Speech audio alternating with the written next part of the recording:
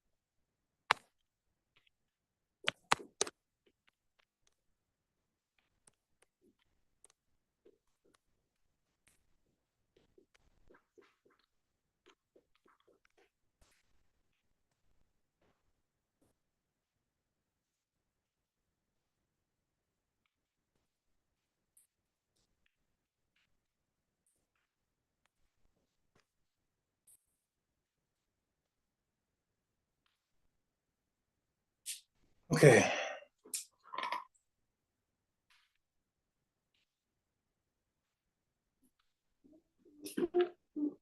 Right.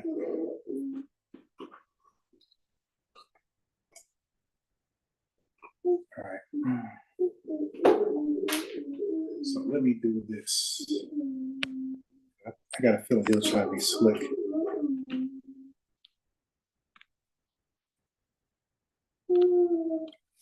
I got a feeling he'll try to be slick.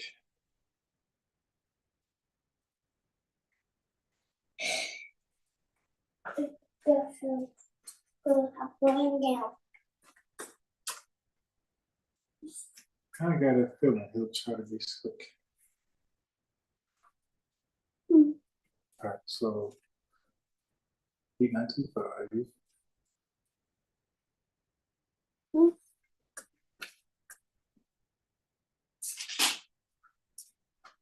I don't Big nine, two, want it. Ready? Here. Yeah, big thing. 184 7004. 1874 7004. Dang. Okay, 1874. No, that's not it. 18. Okay. I'm gonna read that bad. 184 7004. 184.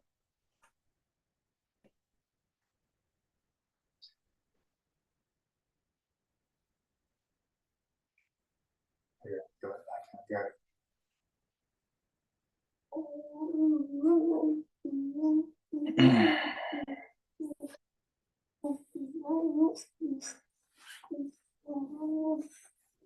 Out.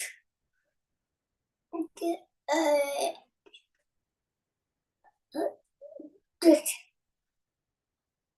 Okay. Okay. Yeah, that's me. Okay, there you go.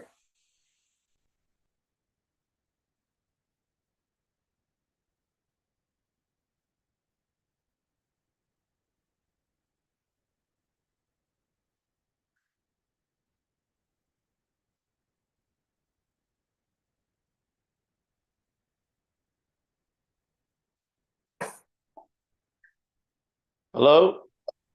Yes. Yo, what's going on? This is Bun. You. Fun? Yes, sir. Jesse's friend. Okay. Please. Peace. Please. Grace and peace, brother. Grace and peace. Yes, sir. All right. So I haven't sent the phone number just yet. Hold it. I gotta Hold find it. it. Hold it. Okay, I got it. Hold it. Okay, here we are.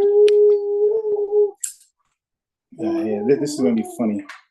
All right. Okay. So hopefully he shows up because a lot of these guys, they're all for it until it's time to show up, and then we have all the concerns and excuses.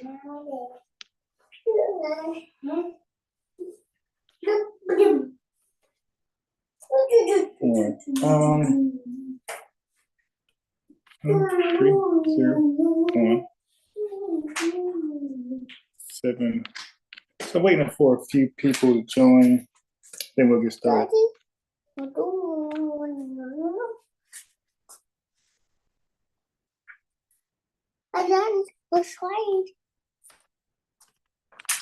Yeah, give me. That's just that, and we got. Okay,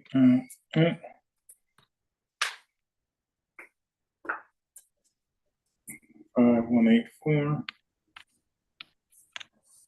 And we got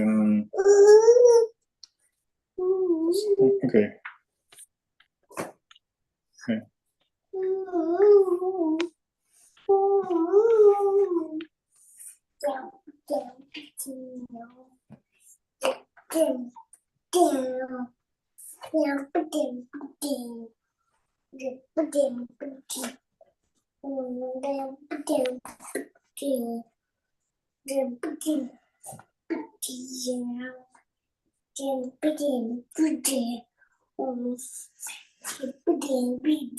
All right. Okay. Keep on the same thing over and over. Go go go go go go go go go go go go go go go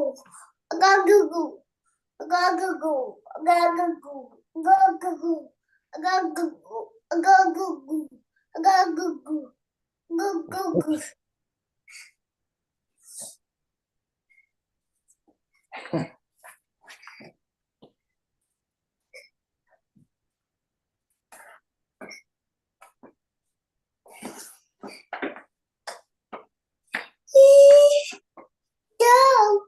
Okay, no, we're not gonna do this right here. No. He gonna play jump rope with my iPhone cord. boy. Mm. Let me turn your cartoons back on because you ain't about to do this right here. All right, so I got a backup guy just in case. A nice hot coffee. So I'm waiting on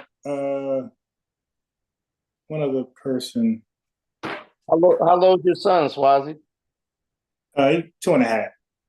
Okay. Yeah. Yeah, I got one. He'll be 2 in middle of November.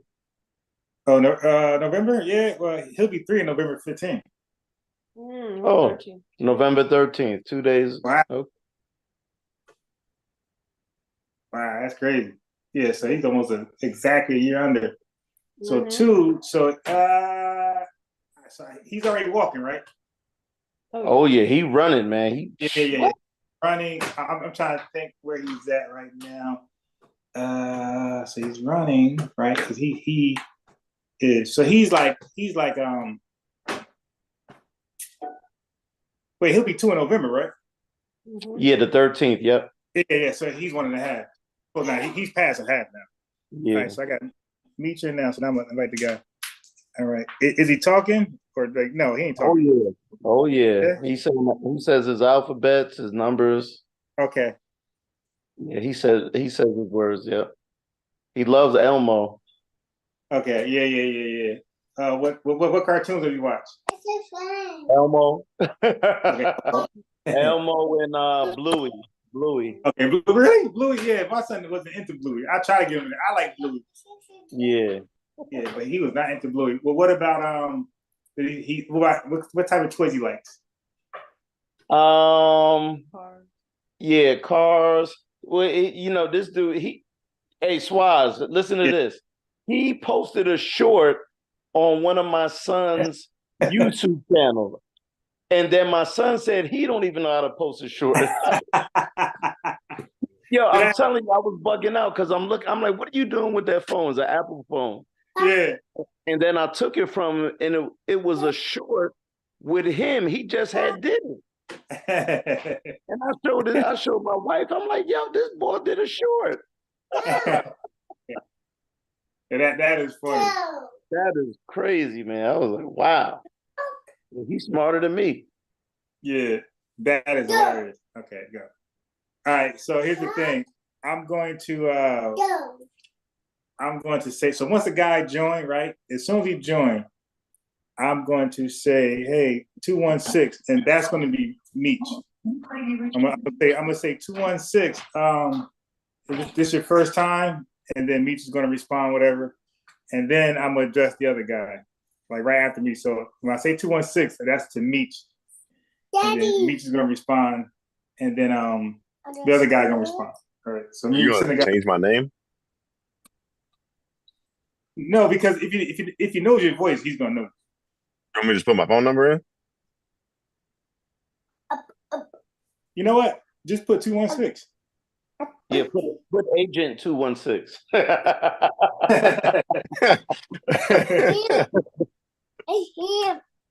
You know what? He's not gonna see it anyway. See, they're kind of slick. You give him the phone number to Zoom, and someone will get slick enough to join with the link, like join with the video. So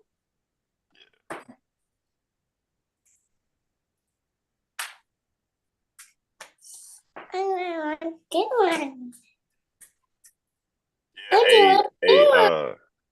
I'm biased. I found a lot of stuff last night, bro. All right.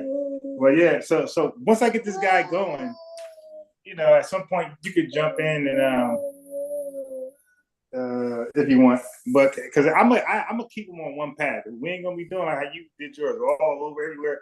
We're gonna be on one path, and even if he goes somewhere off, I'm gonna let him.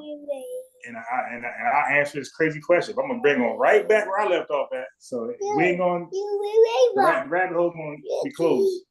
You know what's something crazy I found out? You know how the Hebrew Israelites teach that the Ninevites that Jonah preached to were Israelites? Yeah. So if you look at the timeline, Jonah is 760 BC. The time that they went into Assyrian captivity was 722 BC. They bring up passages from 2 Kings 7, which is after the captivity, so around 700 BC. And then they bring up something in Tobit, which is 200 BC. Right. And it's crazy that they could even say, oh, I mean, it's crazy that you would even come up with that type of argumentation and nothing else really, supports anything that you're claiming. Hey, Meech, I dealt with this before. You know what it is? What they don't understand is that the original Ninevites and Jonah, they were heathens. But then, because those heathens repented and the Lord forgave them and granted them mercy, what that did was it opened it up for the Israelites to move in Nineveh. Now, where you see Israelites in Nineveh is not Jonah, it's actually in the book of Nahum. Nahum was the same time as Tobit. So when you look at Tobit and Nahum, they're at the same timeline. That's when the Israelites were in Nineveh. But in Jonah, there was the only Israelite was Jonah. So in Jonah's time, they were all heathens. By the time you get to Nahum, because of those Ninevites' repentance, it allowed the Israelites to live in Nineveh with the Ninevites.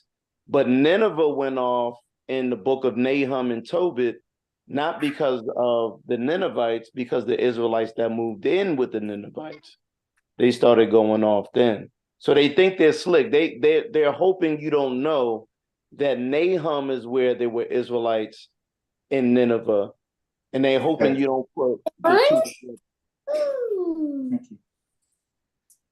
Because Nahum and Jonah is about, I think, 100-year difference. How many years? You done wow? Yes. How many years? Daddy? Daddy? Yes. Friends? Okay. Another food is big. Six. My bed. I'm trying.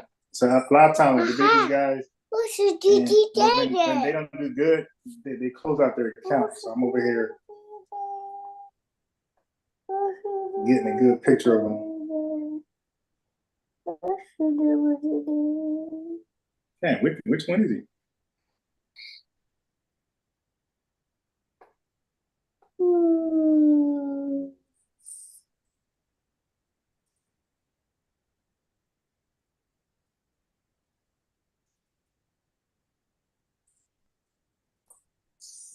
Which one is he?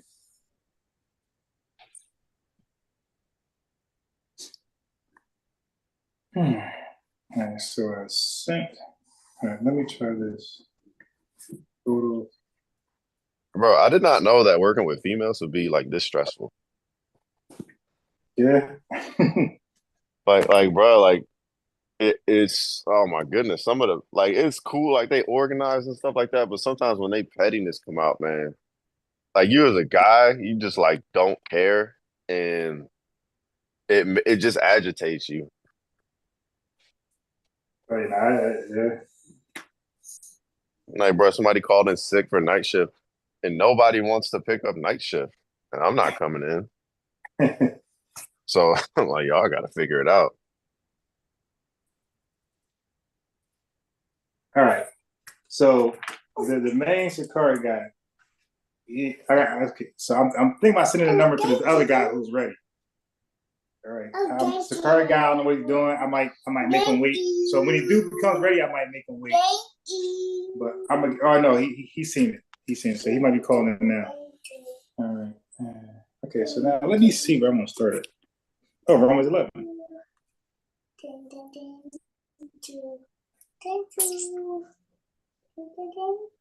All right. So let me go Romans 11.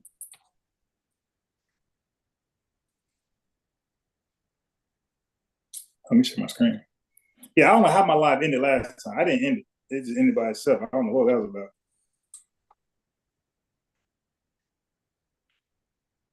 So if it ends again, like let me know. Somebody.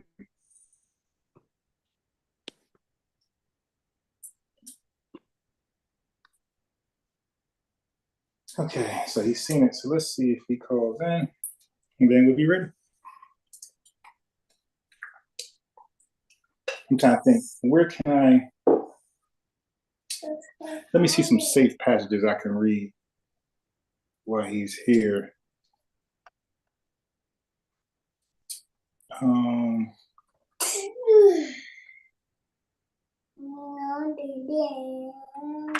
Not again. Okay, you know what I can do? Not again. Oh, not again. So when he pull up, I'm gonna be reading this. The mixed multitude. Yeah. Okay. Yeah. So when you pull up, no. It might be a safer passage I can read. I'm dying. I might just read. I might just read Isaiah 2:2. Yeah. Just to make them feel comfortable. Yeah. I'm gonna say the mixed multitude.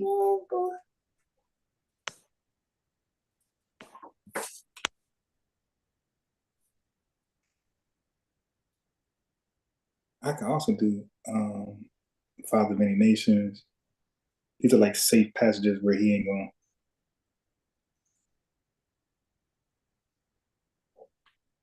Yeah, I think that should be right. Genesis 17. Yeah, I think we'll do Genesis 17:4 and Isaiah 2 to make them feel comfortable. Daddy. Yes. Hey, boo boo. Yeah, it's a boo boo. You did that. So he should be calling in time. Okay, he definitely seen it. If it takes too long, I'm gonna assume that he's skipping out. I'm gonna turn to the Gentiles and go to the other guy. Yeah, that's what I said. I'm gonna start calling these guys since they want Israel to be Gentiles so much, and they call themselves Israelites, right? Israel, and they say Israelites that are Gentiles are ones who went away from God's path, right? Well, I believe that's what they're doing. So like they're literally Gentiles, like they're Hebrew is like the Hebrew Gentiles, Israelite Gentiles, I guess you call them Israelite Gentiles. It's like, yo, you are what you're calling the Gentiles in the New Testament. That's what you actually are. Hey, Swazi, you know you're 100% right, because when you read Isaiah 19:18, it actually calls the language of Hebrew the language of Canaan. So when they want to say that the Hebrew language, well, it wasn't your language to begin with, because Isaiah 19 calls it the language of Canaan. And then I heard you say about Genesis 17. So what they like to counter with is when you say the father of nations, and they'll say, well, that's talking about the nations where Israel was scattered. Well, Genesis 17 is good because I think when you read down to Genesis 17, I believe in the 30 verses, it says Ishmael was also circumcised. So when you go to Genesis 17, make sure you pull that Ishmael verse, because that way Okay. they can say this is concentrated Israelites, because Ishmael was not an Israelite. They know that much. All right. And he was circumcised too. Yeah, he definitely was. When he circumcised first? Yeah, No, he no, was no. the first one. Yeah. Yep. Yeah. He was a grown man when he was circumcised, right? Yep. Isaiah. I'll say Isaiah. Genesis.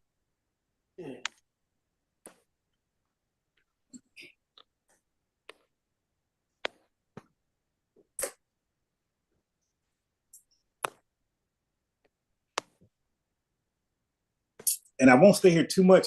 I just want to really just make him feel comfortable. I'm gonna read safe passages, nothing too controversial for him. So he'll engage, and then once he engaged, whatever his response is, I'm not gonna push back too much, but I'm gonna just bring him to Romans 11. I'm saying, all right, well, I was reading this to cross-reference from Romans 11, and he gonna say, oh, what's the correlation? And then I'm gonna just get him to go there. Okay, so here we are. Here you go. All right. So Abraham took Ishmael his son and all that were born in his house and every male and circumcised the first of the first came to see. Yeah, so this is it right here when he circumcised Ishmael.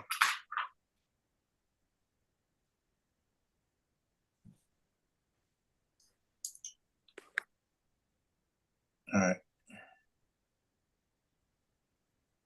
So now I'm gonna put some fire to him. I'm gonna say, let me know if you're in the queue.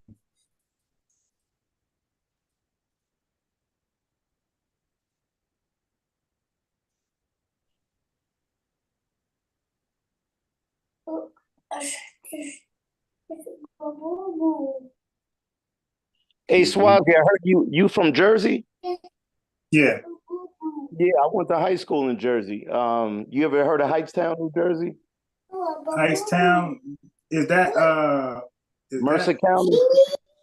yeah, was that like north or south? It's right next to Trenton. Right next to Trenton. Oh yeah, that's south. Yeah, yeah. I'm not too familiar with South Jersey like that. Yes. I'm more familiar like central and north. Okay, yeah, my buddy, I had a friend out there. Of course you know it. Weekway, New Jersey. Yeah, yeah, yeah, yeah. Yeah, my boy from out there. We went to high school together. He's from All Weekway. right. Yeah, I heard of Hightstown. I never been there, but I heard of Hightstown. Okay, so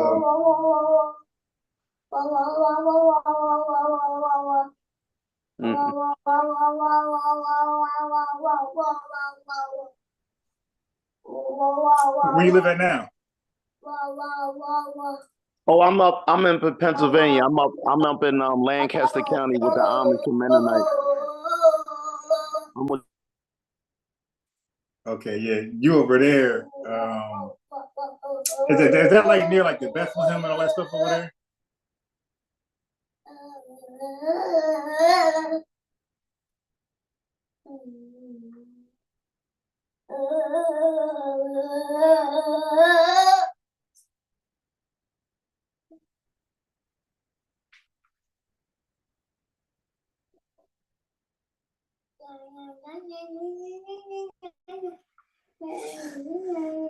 All right. Oh, I'm gonna put in my notes. Oh, no, okay. So, no. I gotta put in my notes. I was gonna be mindful to read that. So we got Genesis.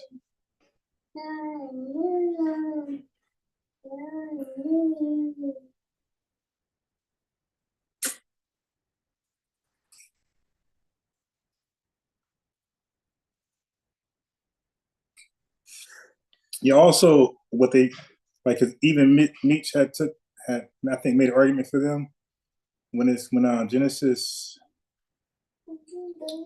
Where was I? When it says when it says a father of many nations, that's a prophet, right? Okay, this might be the guy. Hold on.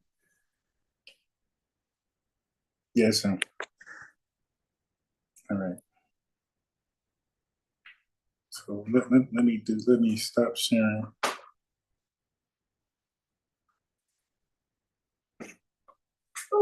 Yeah. So yes. So we're gonna yes. Yes, one second. That's nice. So we're gonna take that and let me read Genesis 17 and just give you my interpretation of what's being communicated with Abraham and the Most High. Okay, so give me a second to pull it up. Give me a second.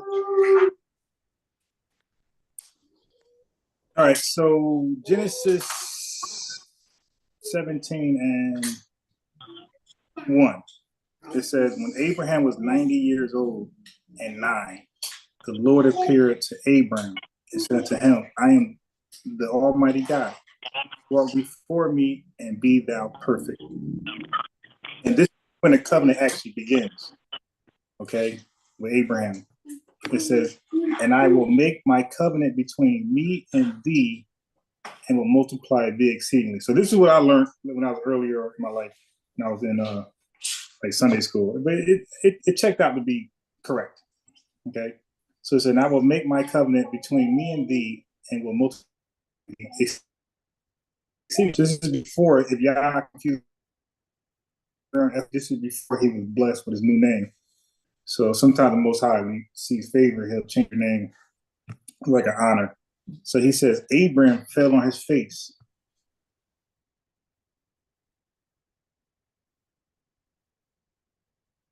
Oh, my covenant, and thou shalt be a father of many nations. So that's the key verse right there. Okay. So the key verse is 4. God is making a covenant with Abraham. And then I guess the prophecy or promise is that he will be a father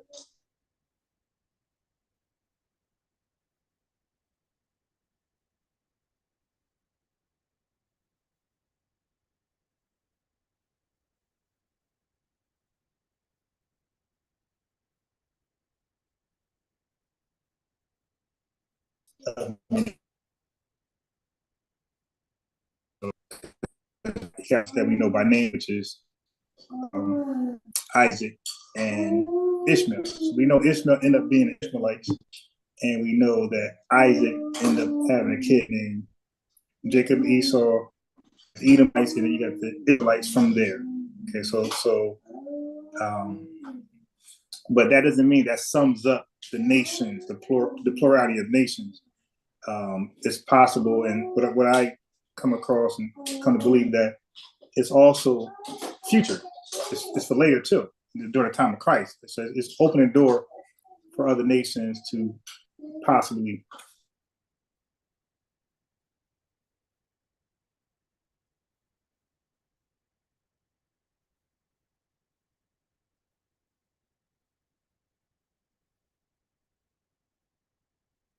go to.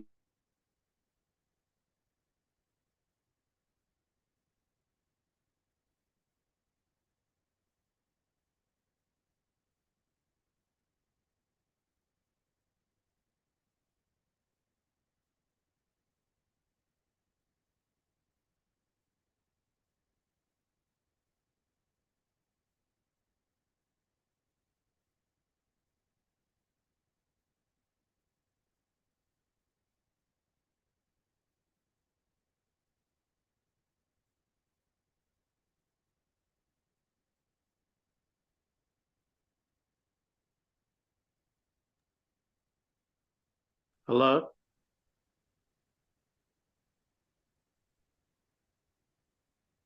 Hmm.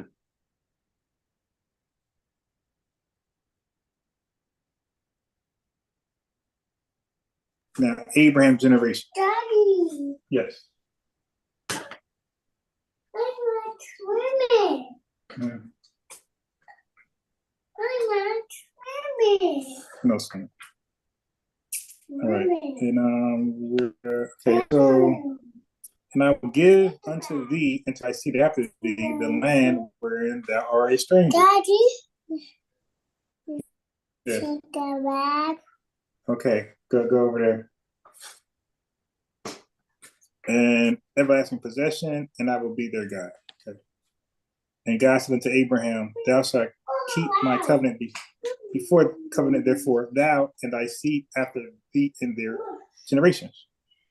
This is my covenant. Here we go. Which ye shall keep. This is why I like to read different translations, because this King James stuff killing me. Between me and you, and thy seed after thee, every man child among you shall be circumcised. So that's the covenant. Okay, and you're going to explain what it is. And ye shall circumcise the flesh of your foreskin, and it shall be a token of the covenant betwixt me and you. Now, and he that is 8 days old shall be circumcised among you, every man child in your generations, he that is born in the house or bought with money of any stranger which is not of thy seed. So it extends it to he that is, so it's any stranger that's bought with your money. It's not your generation. Like they also can take part of this covenant, this circumcision process. Mm-hmm. He that is born in thy house, he that is bought with money,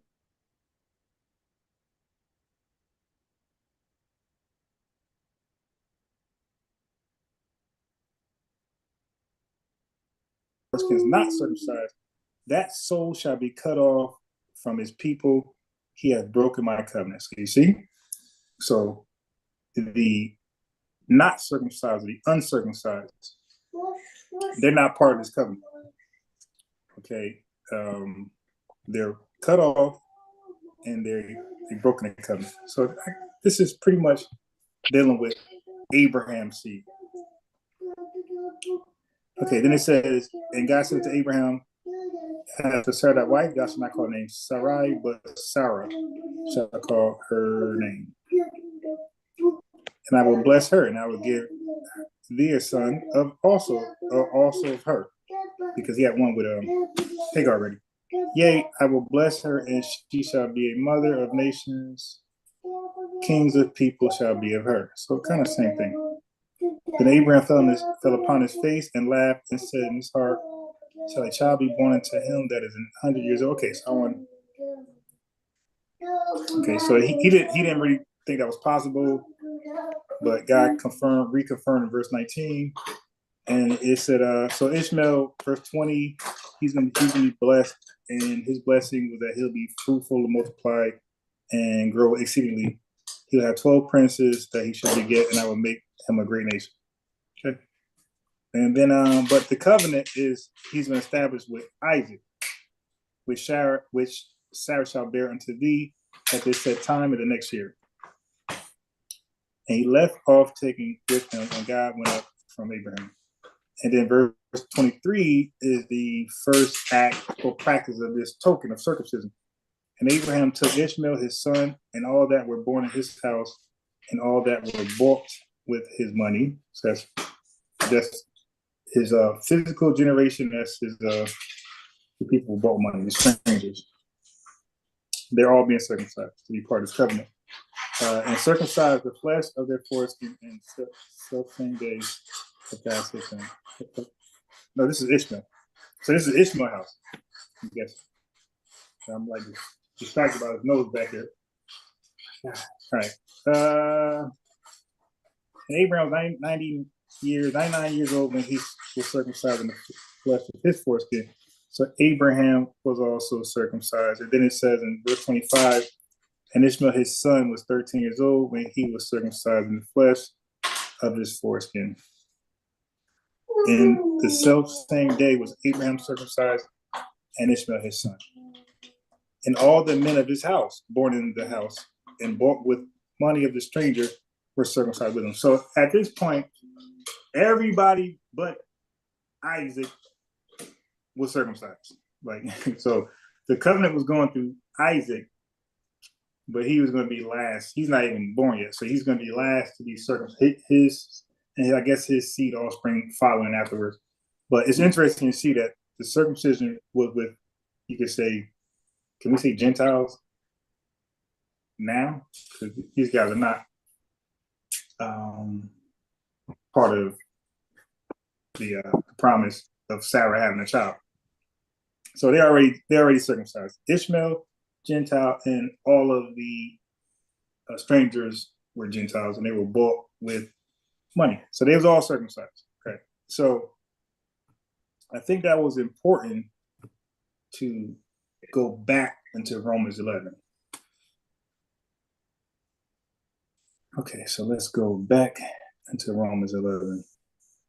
Then I'll let anybody, give their commentary on what I read and what I'm reading now. Okay, so Romans 11 and 1. Would anybody have a question so far? No? No, well done. Okay. So it says, I say then, have God cast away his people? God forbid. So this is Paul talking, for I also am an Israelite of the seed of Abraham of the tribe of Benjamin. God have not cast away his people, which he foreknew. Wote ye not what the scripture says of Elias, how he can make intercession to God against Israel, saying, Lord, they have killed thy prophets and digged down thine altars, and I am left alone, and they seek my life. Okay, so that was he was quoting Elijah. That's what Elijah believed, and then the Most High responded like this during that time. He says, but What said the answer of God unto him? I have reserved to myself 7,000 men who have not bowed the knee to the image of Baal. So this 7,000 men at that time of Elijah, this can be seen as the elect of that time. This was the elect. These are the guys who didn't bow down, and if they bow down, we could look at that as the people who are blinded. Here I am. Let me get your cards. You're gonna really do this right now.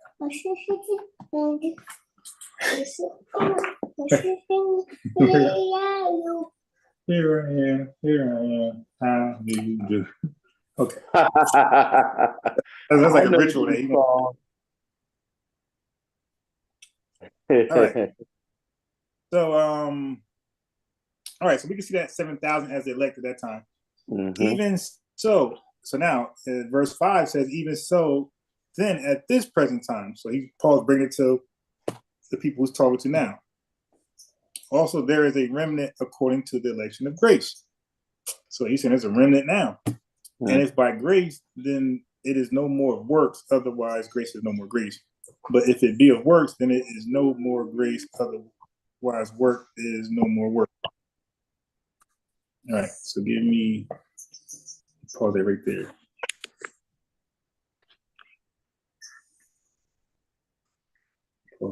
Here, see, I wasn't sharing my screen on purpose. All right, so I wasn't sharing my screen on purpose. Okay, so the guy hung up. So I was trying to read. I was reading a lot only because I was trying to buy time for Reese to come back. But I know he's busy at work. So the guy actually hung up. Yeah, and I told you, I kind of like figured he would do that by the like he was very active in his responses leading up to the call in. But as soon as it became around time to call in, he started asking those concerning questions like this. He said,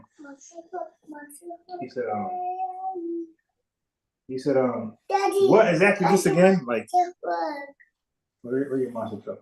So he said, what is this actually again? So when you ask questions like that, from my experience with these guys, he's already drawn some type of concern, right? Because he already agreed to come on to a Bible dialogue. So, dude, what you mean? What is it again? It's a Bible dialogue. Like, what else would it be?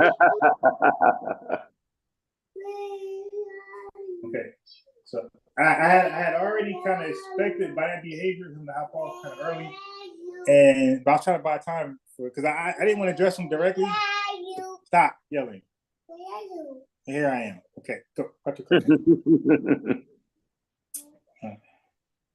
Yeah, he knows when I'm live, and then that's when he's like most interactive with me on purpose. All right.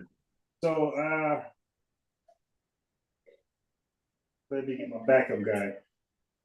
The Most High has reserved his elect, and I reserved somebody in the cut. So let's see if he's ready. What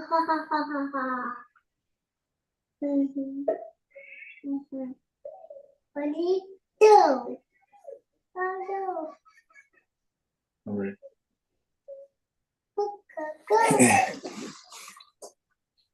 Yes, I'll try to buy time. He needs to come back in. I wanted him to feel comfortable. That's why I wanted to be like, who else is new? So he won't be the only new person on the call. So Misha can say, hey, I'm new too. Whatever. But that ain't work exactly according to So Swazi, can I add to what you was breaking down in Genesis? Yeah. Now it was perfect. Now I just want to give you the new covenant links with what you was bringing out in Genesis 17. So when you said you brought out how he's a father of many nations, yeah, and then they'll say, well, what does that have to do with the heathens? Well, you can link that with Galatians 3:8. Galatians chapter 3, verse 8. Because Galatians 3:8 supports your stance from Genesis clearly. In scripture, foreseeing that God would justify the heathen through faith, preached before the gospel unto Abraham, saying, oh, yeah, and these shall all nations be blessed. Yeah. It is, all nations. And notice what's included. Not the word Gentile, where there's a controversy, actually the word heathen. Right. That's And even you know, worse. and you know through your Koine Greek studies that that word in the Greek for heathen is different than ethnos and all. It's ethnisen. Yeah. Ethnisen is the word that is specifically used for heathen in the Greek in Greek translation. So that one right there that you brought out in Genesis, where all nations shows you is not Israelites scattered in the nations, is calling for the heathens. That was the all nations to be blessed, right? Yeah. So, and then you brought out Genesis 7, you started at verse 4. And I believe a stronger point is to understand the emphasis of Abram. Because when you go to Genesis 12, 2 and 3, remember the Lord calls Abram. He doesn't call Abraham. Abraham is the Genesis 17 name. Yeah. The significance of that is because Abram was his uncircumcised name. Because the Okay. Lord called Abram during his uncircumcision. So now the New Testament verse I would have you link with that would be Romans chapter 4, verses 10 through 12, because Paul brings out a point, emphasis, letting the Israelites know that God called Abram in an uncircumcised heathen state, because that was a heathen state. So when you read Romans 4, 10 through 12, Paul breaks it down clear, just like he broke down Galatians 3, 8, all nations were heathens. And then when you go to Romans 4, 10 through 12, the stance on Genesis 17 you're making actually supports this, because we got to remember that God called Abram in Genesis 12 while he was uncircumcised. Paul will bring that point out in Romans 4, if you want to read that. Yeah. Verse 10. 10 through 12, please. Yes. Yeah. How was it then reckoned when he was in circumcision or in uncircumcision? Not in circumcision, but in uncircumcision. And he received the sign of circumcision, a seal of the righteousness of faith, which he had yet being uncircumcised, that he might be the father of all of them that believe, though be not circumcised, that righteousness might be imputed unto That them. he will be the father of all those who are uncircumcised. Right. So that's powerful, because now Abraham isn't just, an Israelite patriarch.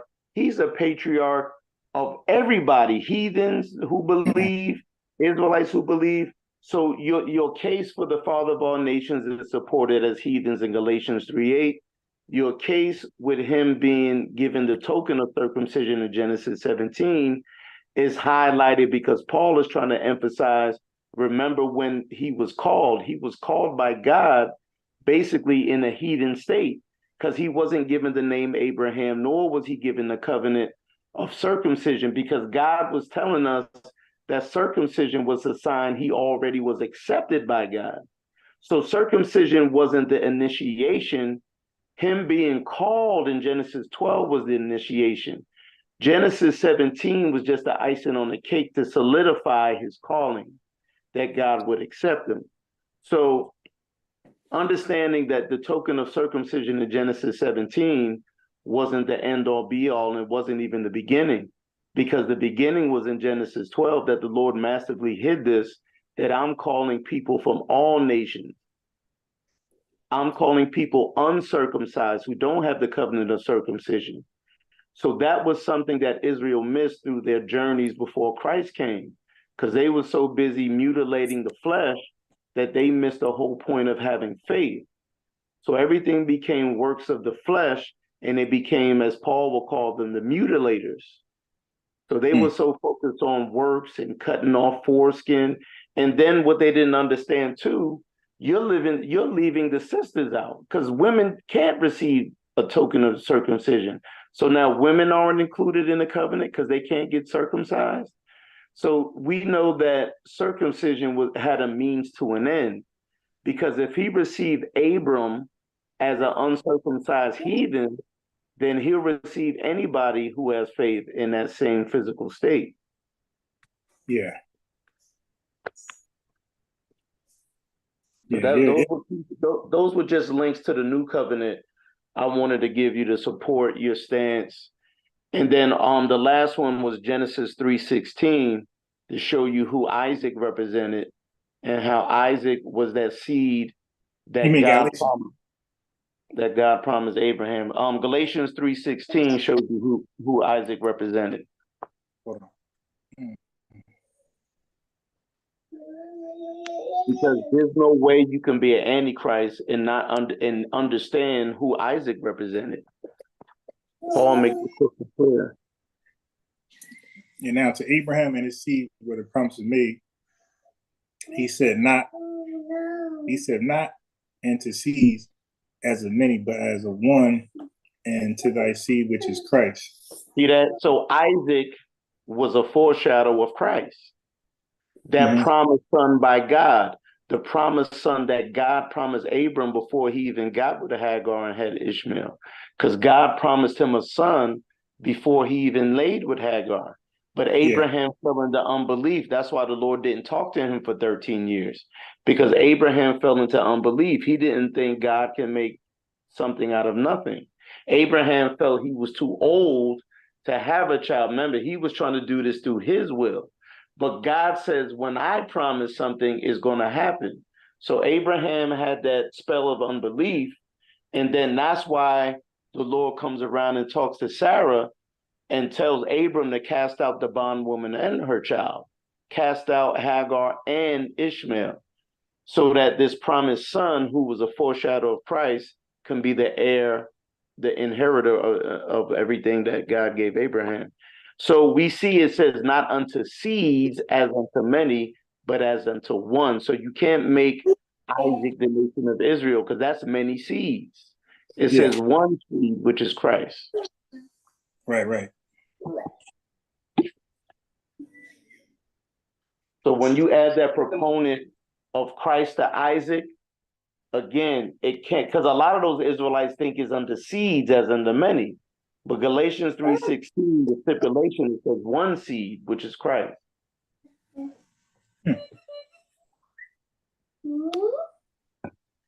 So if you're not of the seed of Christ, which we know is a spiritual seed, you can't be part of the inheritance, and regardless if you're from the 12 tribes or not. Yeah.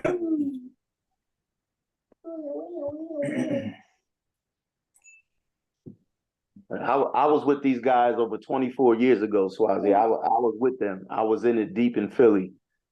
And, which camp? Wait, GOCC?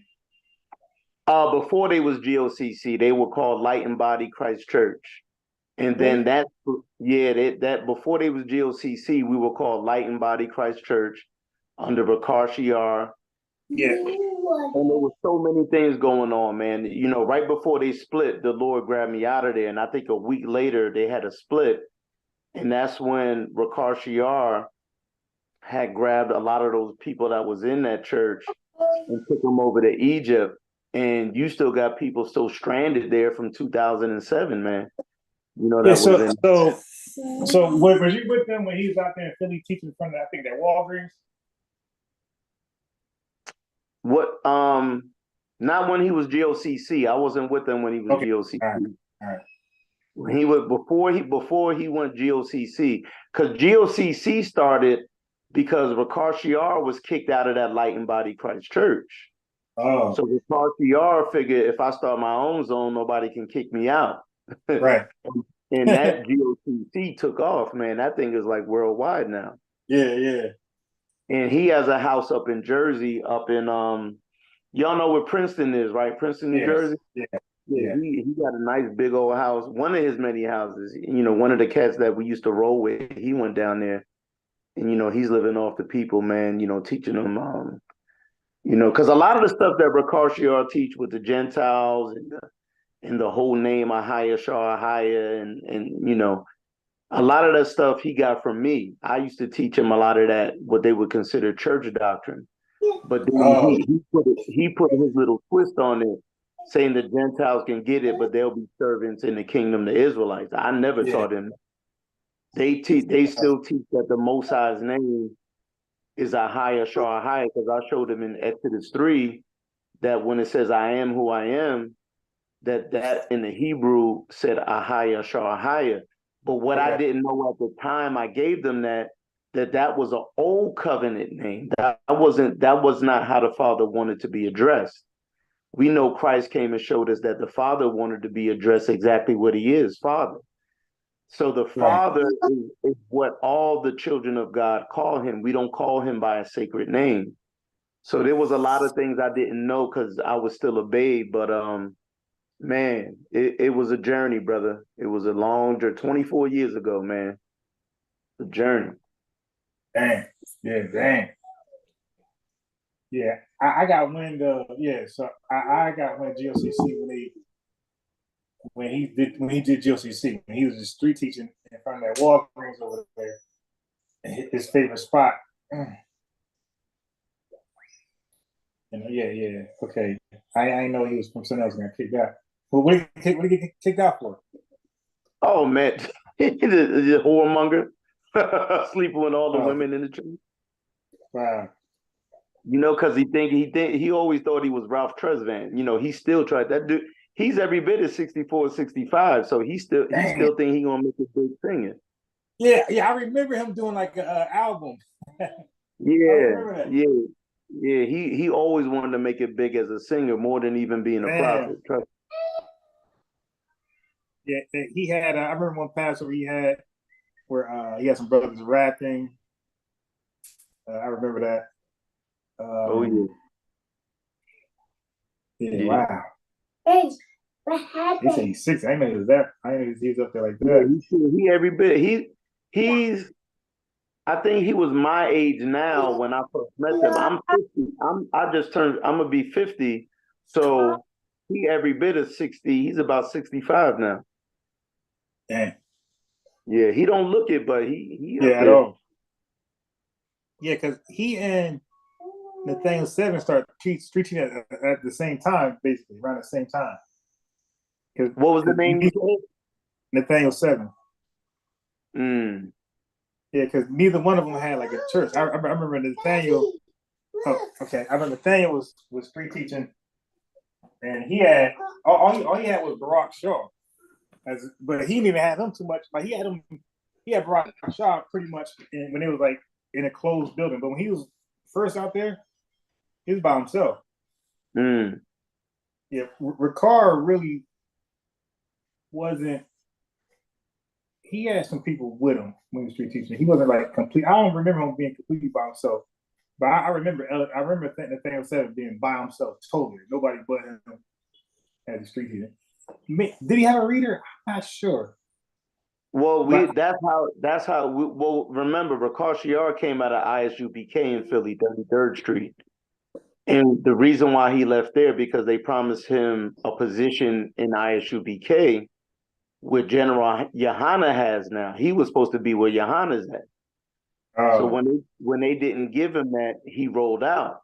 And he tried, it's the same thing with Guerrilla Hebrew. They trying to say it's doctrinal. It's not doctrinal because they always use that for so it can be like a clean break. But it was always had to do something about some internal power. Somebody was promised something and didn't get it. So they looked at it, they rolled out and said, we'll start our own zone. That's what they always do. They always start. That's how you know it has to do with power because when they start their own zone, that's basically what they wanted while they was in the old zone, the other zone. Yeah. Right. But you know what? Without considering that part with Deacon and Hassan falling out, like I used to always like be in their chats trolling all the time. So what I realized is that when I was in their chats, I realized way back like 6-7 months when I was doing the Virginburg marathon, I realized that their numbers, well, Hassan really wasn't live like that, but I realized Deacon numbers were like 10 times greater than Guerrilla Hebrews. And that caught me off guard because I would go to Guerrilla Hebrew like videos he already did or lives he already did, and I would like comment there to try to get him to like respond to me. And I would see like 3,000 like views. That's it. When I went to Deacon, I would see like 10,000, 20,000. So early on, then I was like, damn, like he damn near the leader. Right, this is 7 months ago. So then So when then Hassan started, he had an account already, but he was never like on there. So when he started going live, he surpassed Deacon. Like he was doing better than Deacon. So and look, cause I'm kind of like a little bit smart. I'm like, yo, they don't need because I'm looking at Gorilla Hebrews numbers. I'm looking at Deacon, even though Ryla is doing better than Believers. So I'm looking at all three of their numbers. I'm like, yo, and then I'm looking at how Gorilla talks to them. So I'm like, yeah, I don't think they're gonna be there long because they don't read Sakari's with these guys. They're not even with Gorilla. Like these are the leaders. Like these are the leaders, and nobody really know it. It's like, yo, they got the ears. Yeah. But it's like that's like the elephant in the room. Like you look at the numbers, the numbers on live. Like if you want to, if there's a don't touch me. See, that's why you keep doing that. So if you want to, the leader's gonna be determined by the people. That's the thing with King Solomon, and not Solomon, David. What was that? David and what was the king before him? David and but who's the king before David? Slipping my Saul. Yeah. So when King David started to beat all Saul's records, right? It was like that's like more confirmation and validation that he's fit to be the king to replace Saul. Yeah. So when I start seeing like these three guys' numbers like surpass Gorilla Hebrew, so I'm thinking like, damn, nobody don't see that. Nobody don't see in Sakari that these guys got the ears of the people, not Gorilla. I was like really shocked when I went to Gorilla, like his lives and his videos, and nobody really came over there. I was like really like confused. Like, wait a minute, so they don't rock with him? And then like when I took my break from all the debates, stepped away for a couple months, I come back and Meech's like, yeah, Sakari, Deacon and left. Like, I'm like, oh, and I was not surprised. I was like, yeah, I knew it. I knew they had to see their numbers and be like, yo. And then Deacon recently said it to Captain. He said, yo, my number's better than yours. So that means that they were looking at their numbers, and then they probably made a proposition based on their numbers. Hey, Gorilla, look what numbers we're doing. We want to be this. Maybe Sakari B, something like that. And he probably he probably trying to hold on to leadership. Now we out of here.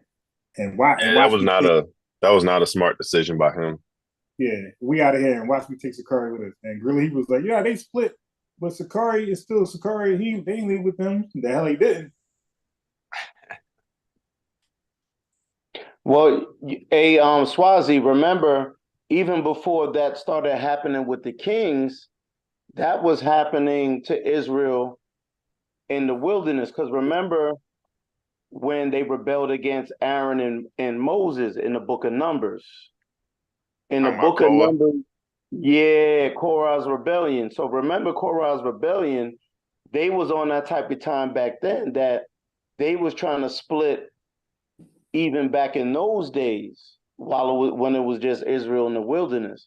So when Korah got his crew together to go against Moses and Aaron, that's where the Lord intervened. See, the Lord is not intervening with these men because the Lord ain't with these men. But the Lord intervened with Moses because the Lord was showing them, I'm on Moses' side. I'm not with Korah and all Korah's followers. Korah had a lot of followers. But remember what the Lord did. He said, if I do something new that I never did before, you'll know that I'm with Moses. And when the Lord had the earth swallow up everybody that was on Korah's side, all they stuff, their houses, their tents, all their belongings, the children. So it was showing you, and then the incense burners was part of that too, that the Lord didn't send fire upon them to light them, showing that the Lord wasn't with Korah. I think it was Korah, Dathan, and Abiram with the three leaders trying to take over Moses and Aaron, and that failed. So we see that even in the wilderness too, brother. That's number 16 if you ever want to read it. I feel like if I'm not familiar with that. If these camps keep on splitting off at the rate that it's been, going, by this time in 2 years, there'll be as many camps as there are Christian denominations. Yeah, true. Facts. Yeah. That's true. I'm surprised the dude is still not on what happened with him. Oh, yeah. So this is what happened. This is what I believe what happened. Now he was already showing concern. That's why I say like sometimes I can tell if they're going to be aggressive.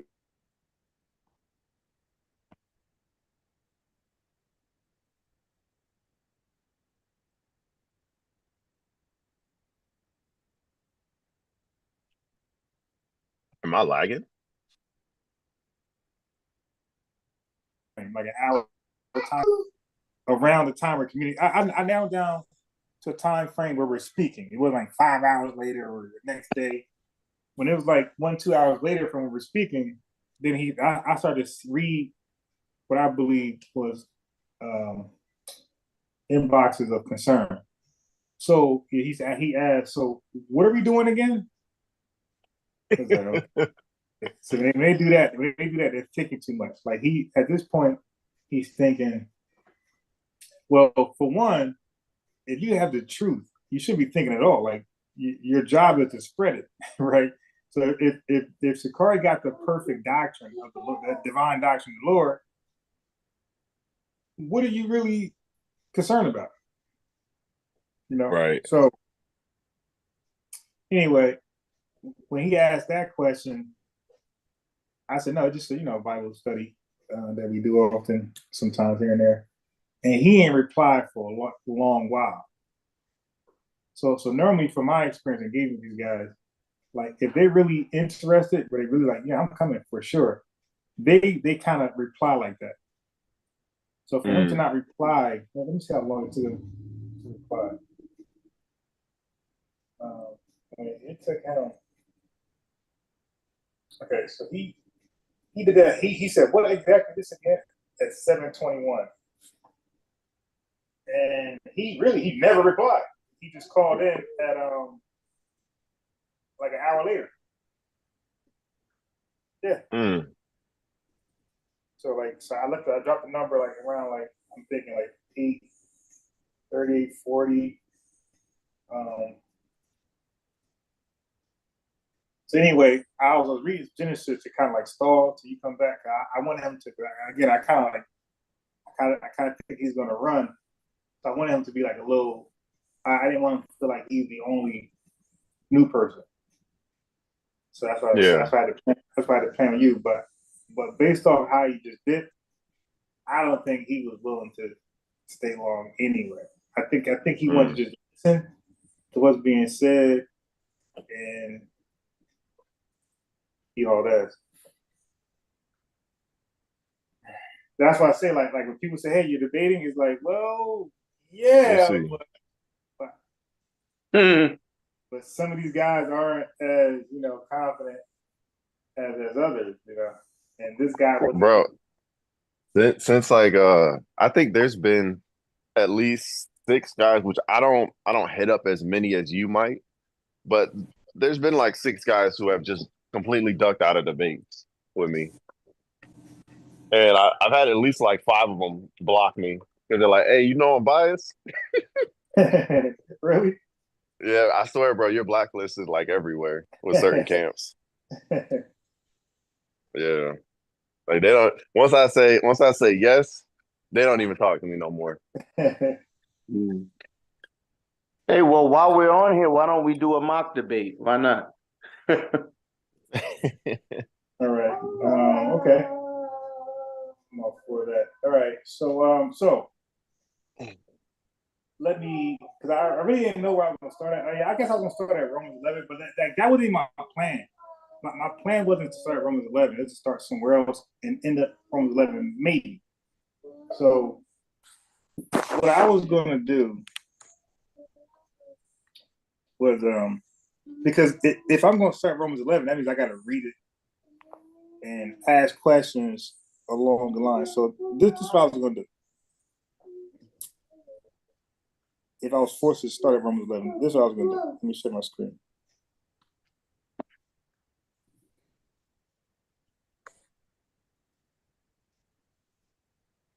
Okay, I don't know what happened to the screen share. Where'd it go? Where did this screen share go?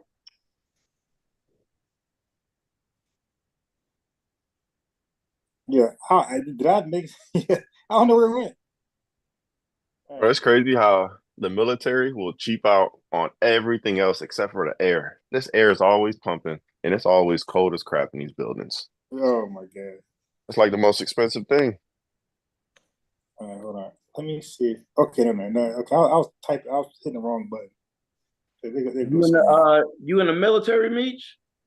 No, not no more. My wife's still in, so I work on base. I'm a manager at this bowling facility. Um, but yeah, not no more. I used to be though. Like what? It's 2024. 4 years ago, I was in.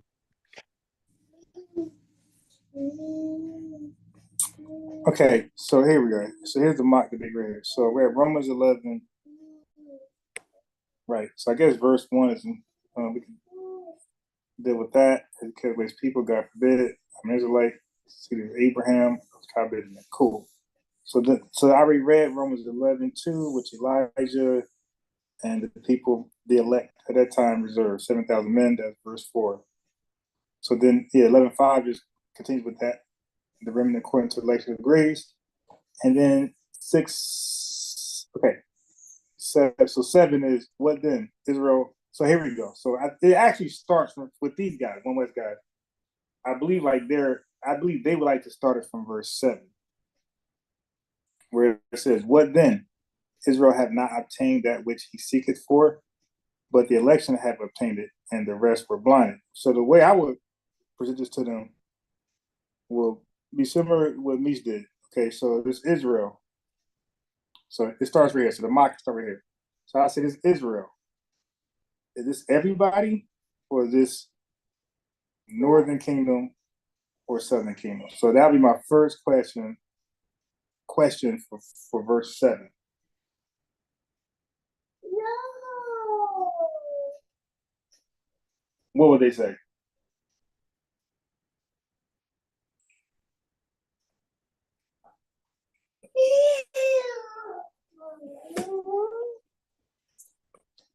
You on mute? Am I on mute? Anybody hear me? Yeah, I can hear you. Okay. Yeah, so that's how I start the mock debate. Is the question on verse 7. You have a water. Here your water. So yeah, I asked that question. So this Israel, this everybody, or this a kingdom? Is it southern or northern? Like, so I think that's important before I go further. Oh, Like, they have okay. to answer that before I go further. Okay, I see what you're doing. Okay. Yeah. So basically, you're trying to have them put their own foot in their mouth. Yes, and that's what I was trying to tell Meech, that that's what we should be doing. Like, I don't want to tell them anything. I want them to tell me, and they can give me any answer. I'm gonna hold them to whatever they say. If this is Israel Northern, fine. I'm not gonna debate it at this point. If they say Southern, fine. If they say everybody, fine. Because I'm gonna continue reading. I'm not gonna like debate their belief at that point. Because I believe no matter what their answer is, if we keep reading, it's going to contradict these passages coming forward. So now, now when Meech debated, let's go with those guys' answer. They said it was all of Israel. Okay. Okay, cool. So let's just keep reading. So out of all of Israel, there was an election, okay, that obtained what Israel was seeking for. So the collective was seeking for something, but only a section of the whole got it. And that section of the whole is called the election. So according to verse 7, they are the only ones to get it out of this whole, this collective. Everybody else was blinded. Like, they were not fortunate. Okay, they were not part of that elite class. So they are called blinded. Mm-hmm. Okay. So I wouldn't ask, so Meech asked questions here. I would tell them what's going on here. Right. Okay. So now if they want to debate that we don't leave from verse 7. We're gonna stay verse 7. So now, verse 8 continues on about the guys who didn't get it, the rest of Israel. So according as it was written, God had given them the spirit of slumber, eyes that they should. So we got to discuss something. So, I'm debating if I should ask before I even read Romans 11 at all. Should I ask first or wait? But I might ask first or wait. Who is Paul speaking to and who is he speaking about? So I don't know when I'm going to ask that question. Before I start reading Romans 11 or during the read. But that's important too. Who is he speaking to and who is he speaking about? Because these questions. That. No, I was going to say, so what I would suggest is that before you do that, you should already have your retort lined up for Romans 11:7. Because remember, Romans 11:7 is quoting from an Old Testament prophecy in Isaiah chapter 6, verses 9 and 10. So if you have Isaiah 6, 9, and 10 in your pocket, and they give you an answer that doesn't coincide with Isaiah 6, 9, and 10, you got them right there before you even get into their guessing game. Because Isaiah 6, 9, and 10, Paul is quoting in Romans 11:7 when Paul says, and he said, yes, go say to this people, listen carefully but do not understand, watch closely but learn nothing, harden the hearts of these people, plug their ears and shut their eyes. That way they will not see with their eyes, nor hear with their ears, nor understand with their hearts, and turn to me for healing. So right there, Paul took from Isaiah 6, 9, and 10, and he imputed that in Romans 11:7, because he's quoting from an Old Testament verse to let you know this was all Israel. He's speaking to the whole nation. Okay. Yeah. So I would have, I say, Isaiah 6, 9, and 10 in your back pocket in case they want to get slick and take you on a rat race and say, hold up, but Paul's quoting from the Tanakh. Paul's quoting from Isaiah 6, 9, and 10. So why are you running over here? Well, that has nothing to do with that. You know what I mean? Just that's just a suggestion I would have, just so you can have a defense and don't have to chase these guys around. Yeah, I got it. I got that. Because Paul quotes what Paul's reading in Romans 11. Actually, when you read Romans 11:7 all the way to 10, he's quoting from the Old Covenant. Romans 11:8, he's quoting from Isaiah 29:10. Then in Romans 11:10, he's quoting from Psalm 69:22 and 23. So Paul's not just saying this as a rant. Paul is actually showing these heathens why what they don't understand is Paul has to explain to the heathens why they're even being given this opportunity to come to the God of Israel. So that's what the book of Romans is really setting up. The book of Romans is really addressed to the majority of the church in Rome who were heathens. So they're having questions. They're having these questions in their letters to Paul. Why is God choosing us? And Paul starts in Romans 1. It was a mystery. Paul goes in Romans 2. You don't have to be a legitimate Jew. You can be a Jew in the spirit. Paul goes to Romans chapter 4 to let them know Abraham was technically a heathen when he was called Abram and uncircumcised.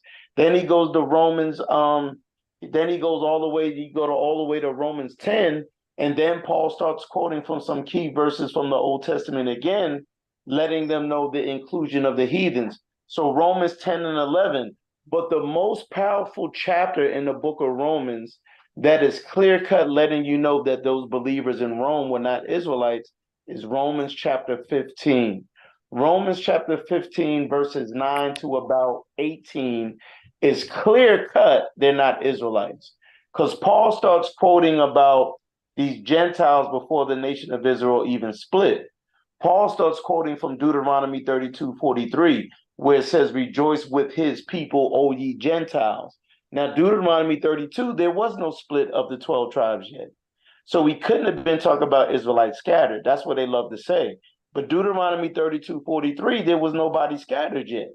So those Gentiles were really Gentiles, natural born Gentiles of other nations, part of that mixed multitude that left in Exodus 12. So from Romans 1, Romans 2, Romans chapter 4, Romans chapter 10, Romans chapter 9, excuse me, Romans chapter 9, Romans chapter 10, Romans chapter 11, Romans chapter 15, and even the end of Romans chapter 16, where Paul says the grafting in of the Gentiles was a mystery, that nobody knew this in the Old Testament. It was hidden. So now the Holy Spirit came to brothers like Paul so he can reveal. That's why the Lord was ingenious, because he chose somebody who was a master of the old covenant, but now he puts the light in Paul so he can bring out the honest breakdowns of the old covenant. Because Paul was just like the camps when he was a Pharisee. He was breaking them down from an Israelite only perspective too. Now the light comes in Acts chapter 9, and the Lord says, I'm going to send you to the heathens. So now we see a whole nother perspective that Paul has. And in this church in Rome in particular, that church in Rome was majority, not all, but majority all heathens. I want Nana. No, Nana. Yeah. Okay. So you And said Deuteronomy what? he keeps going back and forth from the Old Testament, writing in his letters, this verse, that verse, this book, chapter, verse. This was God showing us back then that he wanted to bring the heathens in. And that's why they hate Paul so much, because they know they play dumb, but they know Paul was bringing in the heathens. They just want to play, oh, that's the northern kingdom. No, they know. That's why they hate Paul so much. Yeah, yeah.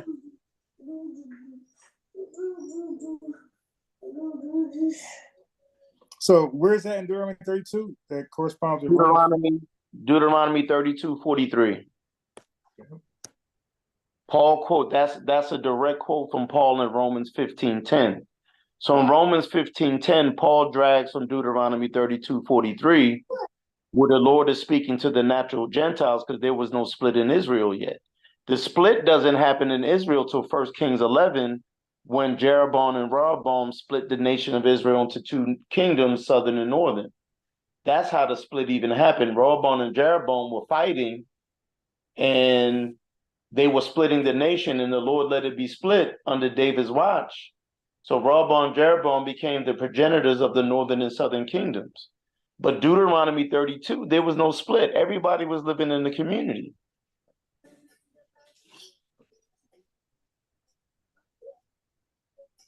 Where it says, rejoice, nations, with his people.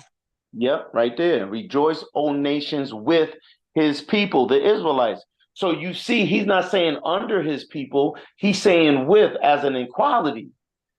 This was equal. This was Matthew 20, the parable of the vineyard workers.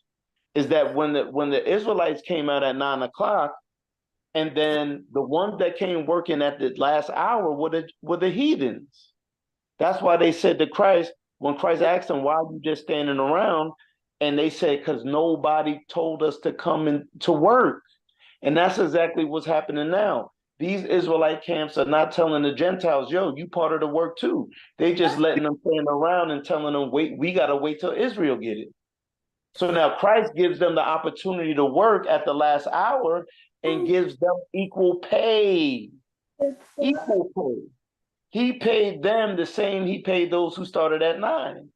And then the Israelites were provoked to jealousy, just like in Deuteronomy 32:21. The Lord said, I'm going to provoke you with a foolish nation, the Gentiles.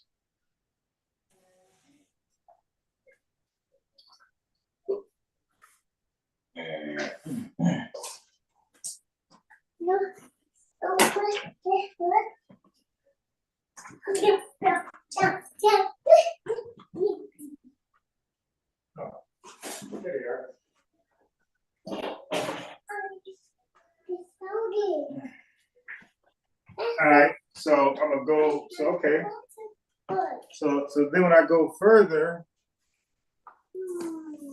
yeah, because it seemed like there's some confusion on their behalf of who was Paul directly speaking to. Mm-hmm. they will say Israelites. Then I gotta ask, you gotta I tell Meech, when they say Israelites or Israel or whoever, don't assume. Ask them. Is this everybody? You have to always keep asking. Every time you say Israel, you gotta. Is this everybody? Because once you pick one for them, they're gonna purposely go the other way. So you gotta ask them, hey, is this everybody? Is this Southern? Is this Northern?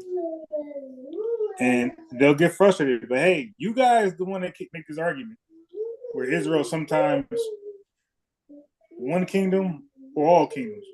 So I gotta keep asking you guys, is it everybody or is it Northern or Southern? So let's go. We go back to Romans 11.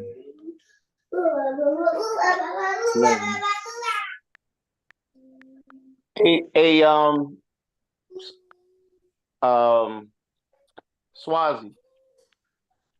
Yeah. I just wanted to show in Romans chapter 1, the first chapter of the book, how Paul is addressing non-Israelites in Romans 1. Is there a verse where he says, go ahead? Because when you're writing a letter has to be addressed to somebody, right? Yeah. So in Paul's address in this letter, he's letting you know in Romans chapter 1, verses 5 and 6, who he's predominantly talking to. In Romans 1, 5 and 6, he lets you know who he's talking about. So if you don't mind, I'll read it out the NLT version. I'll read out the NLT. So it says, through Christ, God has given us the privilege and authority as apostles to tell Gentiles everywhere that what God has done for them, so that they will believe and obey, bringing glory to his name. Verse 6, and you are included among the Gentiles who have been called to belong to Jesus Christ, right? So in verse 13, it says, I want you to know, dear brothers and sisters, that I planned many times to visit you, but I was prevented until now. I want to work among you and see spiritual fruit, just as I have seen among the Gentiles. Verse 16, for I am not ashamed of this good news about Christ. It is the power of God at work, saving everyone who believes, the Jew first and also the Gentile. So you can't implement saying these were Northern Kingdom because it doesn't fit the narrative Paul is addressing in his letter. Paul would have said, like James said, remember James 1:1? James 1:1 says, I, James, an apostle of Jesus Christ, is writing this letter to the 12 tribes scattered. Why didn't Paul write like that then, if he was talking to scattered Israelites? Remember, Paul's ministry was to the heathen, the uncircumcised. Paul and Barnabas was specifically sent to the uncircumcised. When you read Galatians 2, that Paul and Barnabas was given to the heathen, and then that John, James, and Peter were given to the circumcision. So when James says, I'm writing to the 12 tribes scattered, he's addressing his audience. And when Paul's addressing these Gentiles, these are not natural born heathens. These are heathens to the core in the flesh, letting them know they can be received and accepted by God. So this mystery of who it's talking to, that's just a smokescreen. They're basically filibustering a debate. That's why you'll never get a word in edgewise or get understanding across, because they're going to filibuster the point these Gentiles are Israelites. No, James made a distinction in James 1:1. I'm writing to the 12 tribes scattered. Why didn't Paul write that if he's talking to scattered Israelites? Or talking to Israelites in a Gentile state of mind? There's no Bible verse that says that. So it's a smokescreen, man. There's a lot of filibustering and smoke screening because they don't bank on the fact that you're ready to prove them wrong in their own book. Yeah.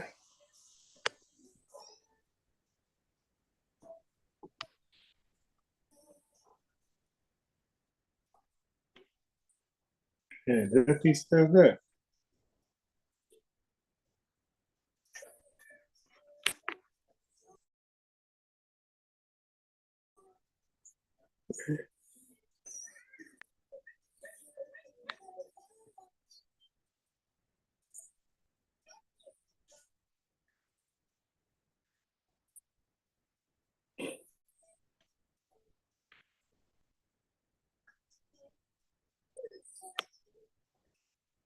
Yeah, that is a money right there.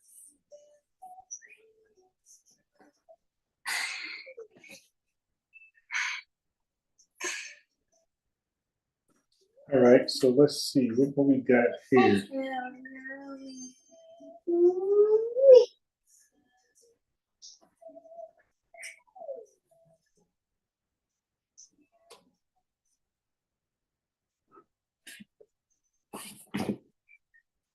All right, so we got James.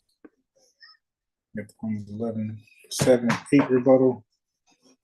Here. Bye bye.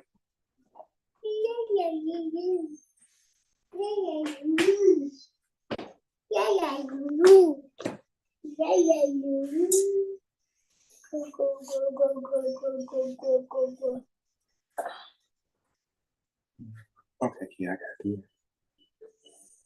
So let's go back to Romans 11.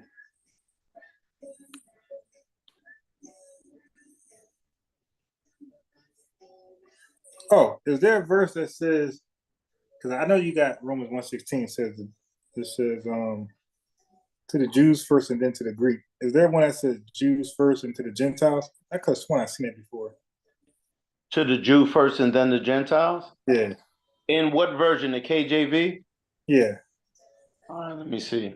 Because in the KJV, it predominantly says to the Greek. Okay. In the newer translations, it says it. But like I told you before, Swazi, if you get that 1381 Wycliffe Bible, which is the first English translated Bible, it actually uses the words heathen. It doesn't even use Gentile. It uses the word heathen. So that knocks it out the box too. But to answer your question, in the KJV, there are verses that say to the Jew first and also the Gentile. There's a verse in I believe it's Romans 2:9, brother. Romans 2:9, Swazi, is what you're looking for. Romans 2:9 and 10, actually. Oh yeah. Oh yeah. Actually 9 through 11, because 11 is the head cracker, because Oh yeah. 11 Yeah, definitely. that's the head cracker right there. So 9 through 11 says to the Jew first and also the Gentile. And verse 11 seals it up. Oh yeah, I got that. All right, so let me find my other note so I can put it in there. All right, I think that's in my beginning. Yeah, it's over here. Okay.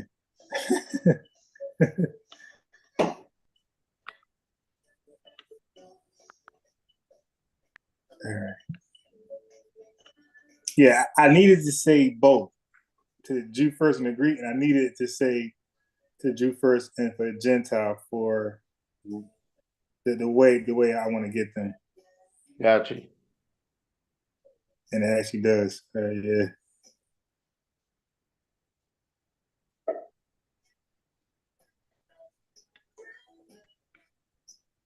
All right.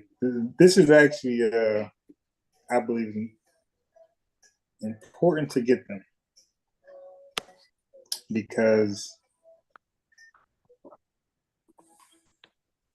All right.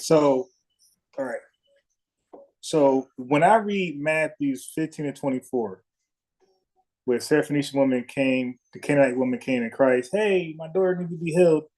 And he says, sorry, lady, I am not sent but unto the lost sheep of the house of Israel. So according to the One West doctrine, who would they say the lost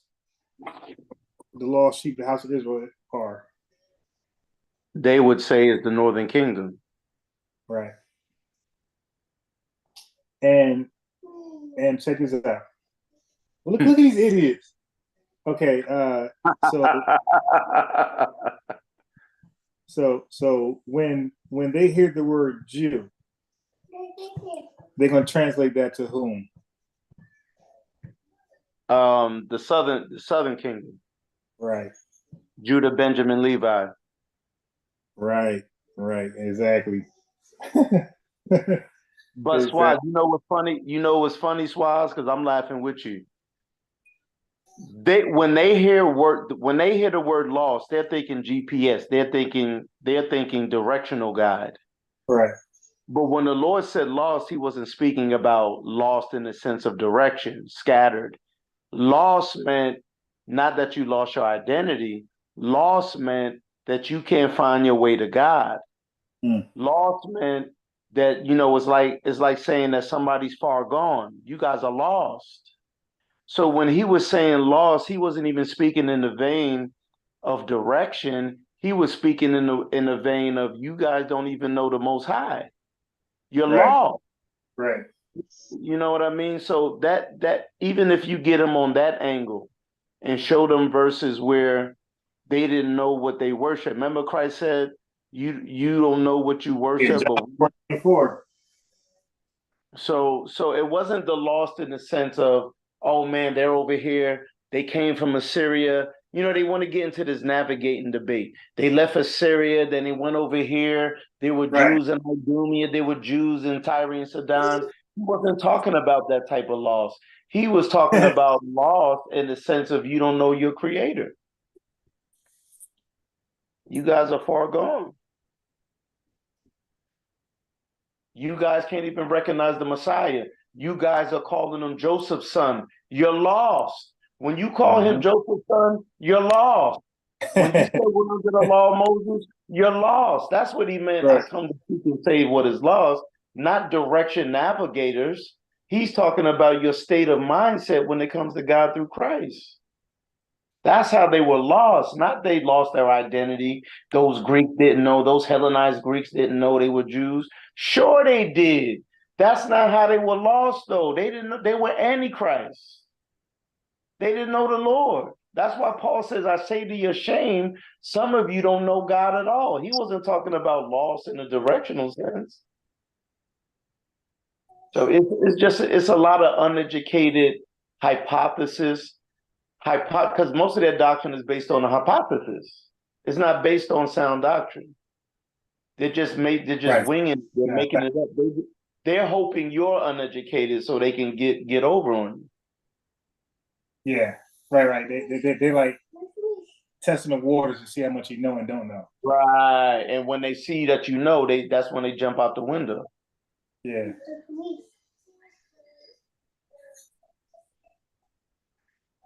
And that's why I say it's important to sometimes you got to know when to ask a question and you got to know when to just tell them the answer. Like you got to make sure you can't let them steer the boat. Sometimes you got to I ask questions to trap them. That's it. I don't ask questions for them to take over and start steering the boat. Right. So that's why I say, like, they're not really going to get me on the wild goose chase because I know what I want to talk about. And I know where I have a sense of where they're going to be uncomfortable at. And they're going to be uncomfortable keep answering questions to, hey, are these Gentiles? So who are these people? Who's Paul talking to? Like, those questions right there, like you said earlier, like, go. These guys know what's true and what's false. Because in come up with their heresy, they came across the proper context. So once you start hitting on that, they're going to go crazy. So when Meach was asking questions about Romans 11 and verse after verse, like in context, one guy was insecure because he was like, "Damn, see, you wanted to say." He kept saying, "You want us to say you're trying to trap," and Meach was just literally reading verse verbatim, just asking, "Hey, what's your thoughts on this?" But he kind of felt like it was going to what he discovered himself. So he started to indict Meech, and Meech ain't even do that yet. Like, so he beat him to the punch, and like maybe he will do that. But so far, there's not one inkling that he is going to do it. And the guy was already that insecure. Hey, you wanted to say this. You want to trap us here. It's like, damn, this guy. And I said in my mind, because Meech was, I'm doing a recap. I'm telling the viewers, I'm like, yo, that's a guy who I would never want to talk to. Yeah, this guy, because he's not gonna let you talk. Once you start about to hammer something, he's gonna cut in or hang up because he already see where it's going. And he has like no really response to like context. Like, yo, no, I know what I'm saying, and you know what I'm saying because you came across it. And because when you have a heresy, like, you know, and even when you have the truth, you know what's going to be hard to explain and what's not. So even though you have the winning side, there are still some things that might be a little more harder to explain than other things. So you kind of know that. So you're like, okay, man, this could be an easy one if we don't ask that question. But if you ask that question, yeah, I gotta explain it, but it's gonna take a lot of, energy, and hopefully the listening crowd is paying attention because it's gonna be a little rocky, So you kind of hope they like please don't go there. And when they don't, like, good. But if they do, you're like, oh boy, okay, it's one of them. And they had the same thing in reverse. Damn, if you touch on this, oh my God, it's gonna be difficult trying to explain this away. So they kind of hope you stay like within the parameters of something they're comfortable with. But as I'm reading these passages, and obviously you read them too, when you read it, you're like, damn, how are they gonna come back from this? Because this is like clear in favor of A, B, and C, and then you start thinking of a response for them, like, what could they possibly say to be kind of convincing? And then you'd be like, damn, I don't think they can say anything to this. And then you like, okay, so this I definitely got to hammer on this one. Oh yeah. You take the head off in that Romans 11, because they love to go to Romans 11:25 where it says 26 where it says all Israel shall be saved. Yeah. And again, when you get the context of where that verse was talked about in Isaiah 45, you got to remember that chapter starts off in Isaiah 45 with King Cyrus, the Persian king, and the Lord calls him his anointed one. So there's no way you can pull from Isaiah 45:17 saying that Israel will be a world without end and salvation shall be theirs, because the Lord didn't use an Israelite to get you out of bondage. The Lord used the heathen king of Persia, King Cyrus, and calls him his anointed one. So yeah, it's heavy, man, because you Swazi and Meech, you guys can articulate the heck out of the scriptures. You guys, I can tell, are very highly educated, sensible men. But see, this is why Jesse don't like getting me on the line when he does his debates, because the debates only last about 5 minutes. Because my thing is, I'm not going to jab you. I'm not going to be Floyd Mayweather with you. I'm coming in like Tyson in his prime. You know what I mean? My mindset is like this. Jesse, I got 6 kids, man. My wife is at work. The baby poop. Come on, man, hurry up. Let's get it over with. Yeah. I'm like, yeah, we got to go. Hey, Meech, I hope you're listening, because that's what I was trying to tell Meech. I said, yo, most people want to see, like, because you use boxing, so I'll stay with boxing. Most people want to see, casual fans, if you could say, hey, which boxer of all time you would want to see fight, they're going to say Mike Tyson, they're going to say Roy Jones, and in modern times, Deontay Wilder, Tank Davis. Like, people, and maybe a Triple G, people who punish you and get it over quick.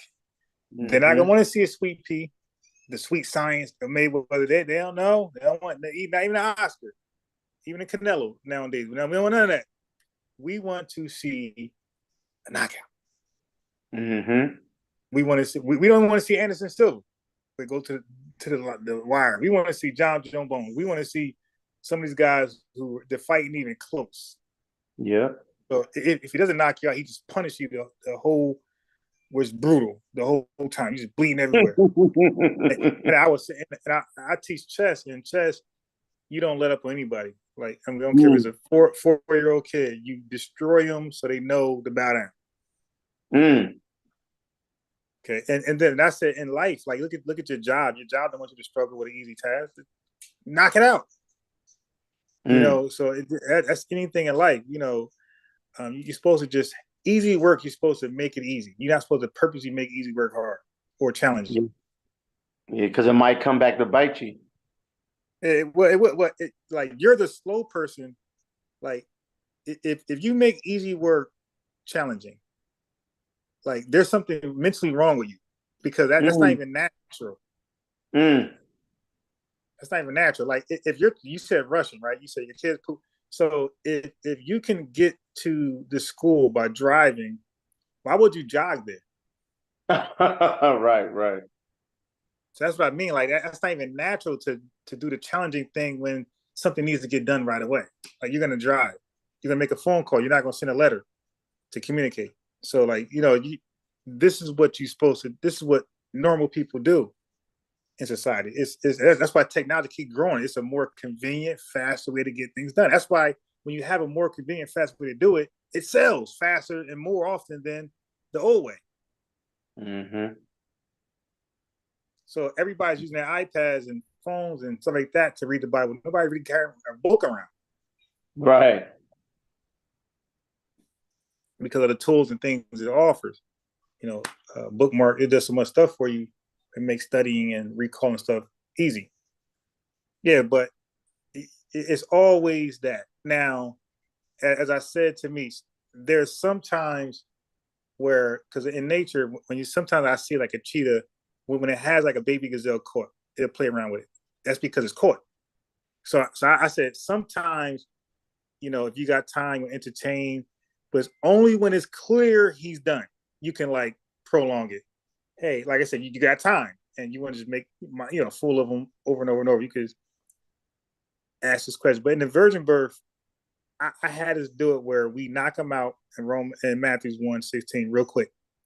And then once they can see that Joseph had no kids, then we can like go whatever they want. We could do any rabbit hole. But I made sure, listen, at some point I said, Meech, from now on, if you go to our latest virgin birth before we stop, I said, yo, we're gonna make everybody admit that Joseph had no kids before. We're not moving from 1:16 until they say he ain't been getting nobody. If they don't say that, we're staying here. And look, if they don't confess that, then they got to show him to getting somebody. And if you can't show that, then we're staying here till you do. So now they were forced to say, yeah, it doesn't say that. Then we'll allow them to go somewhere else. And now just playtime now. Just okay, we just entertain. We're just bored. We'll go anywhere you want to go now. We'll just go. Right. But we have that clip though of you, because debate's over. Once you show that there's no lineage between Joseph and Jesus, everything else don't matter. Yeah, so then like we'll play around, and it's really just to sharpen our swords, really, to like show how versatile we are in different passages they go to just show them that, hey, everywhere you go, we're gonna know more. We're gonna know the context better than you, and we're gonna know what's going on better than you. So it was like pumping our chest, like, all right, where you want to go? Hebrews 2:16. Let's educate you there. Romans 1:3. Let's take what's really going on. Where else we gonna go? Galatians 4:4. We made them run for Galatians 4:4. They stopped going there completely. 2 Samuel 7:12. We're gonna do that. We're gonna go to what's the one in Acts where it says the David's loins. Okay, you want to do that? Okay,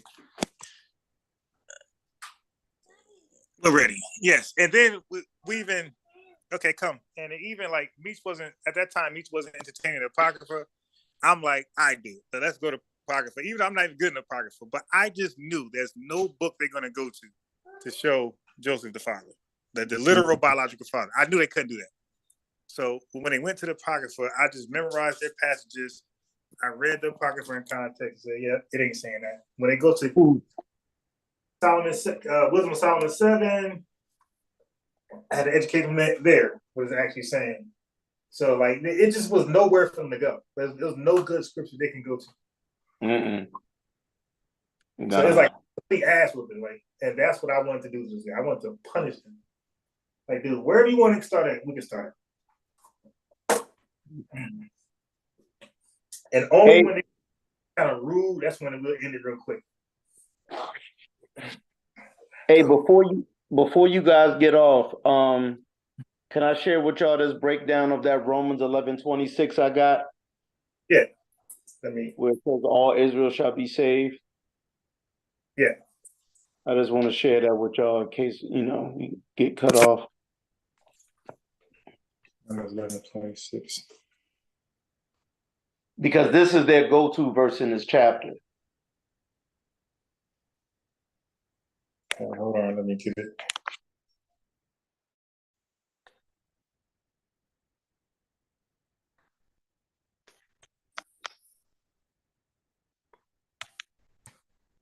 Okay. Romans 11:26. I'm there. Or were you going to share?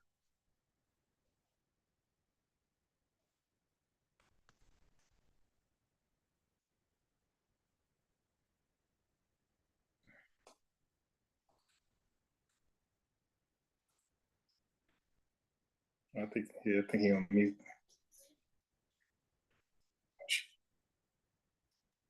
Hello? Yeah. Okay, so my screen. Let me try to share it again. Oh, were you going to share or you want me to share? Share what? Okay, I got it. Where you going to read? Oh, okay. So you said Romans 11:26? Yeah, shit, yeah. Okay. Okay. So if you want to read that, Swaz? Yeah. And so Israel shall be saved as it is written, there shall come out of Zion the deliverer, and shall turn away ungodliness from Jacob. Now they say, see, this for all this when all the Israelites are gathered, they're going to get salvation, right? Yep. Now the problem is, this is how you got to corner them. You got to corner them in their own book. I call their book the Old Covenant because they think they feel comfortable in it. Right. So Paul is making a direct quote from Isaiah 45:17. Let's go there, Swaz. Isaiah 45:17 is the direct quote from Romans 11:26.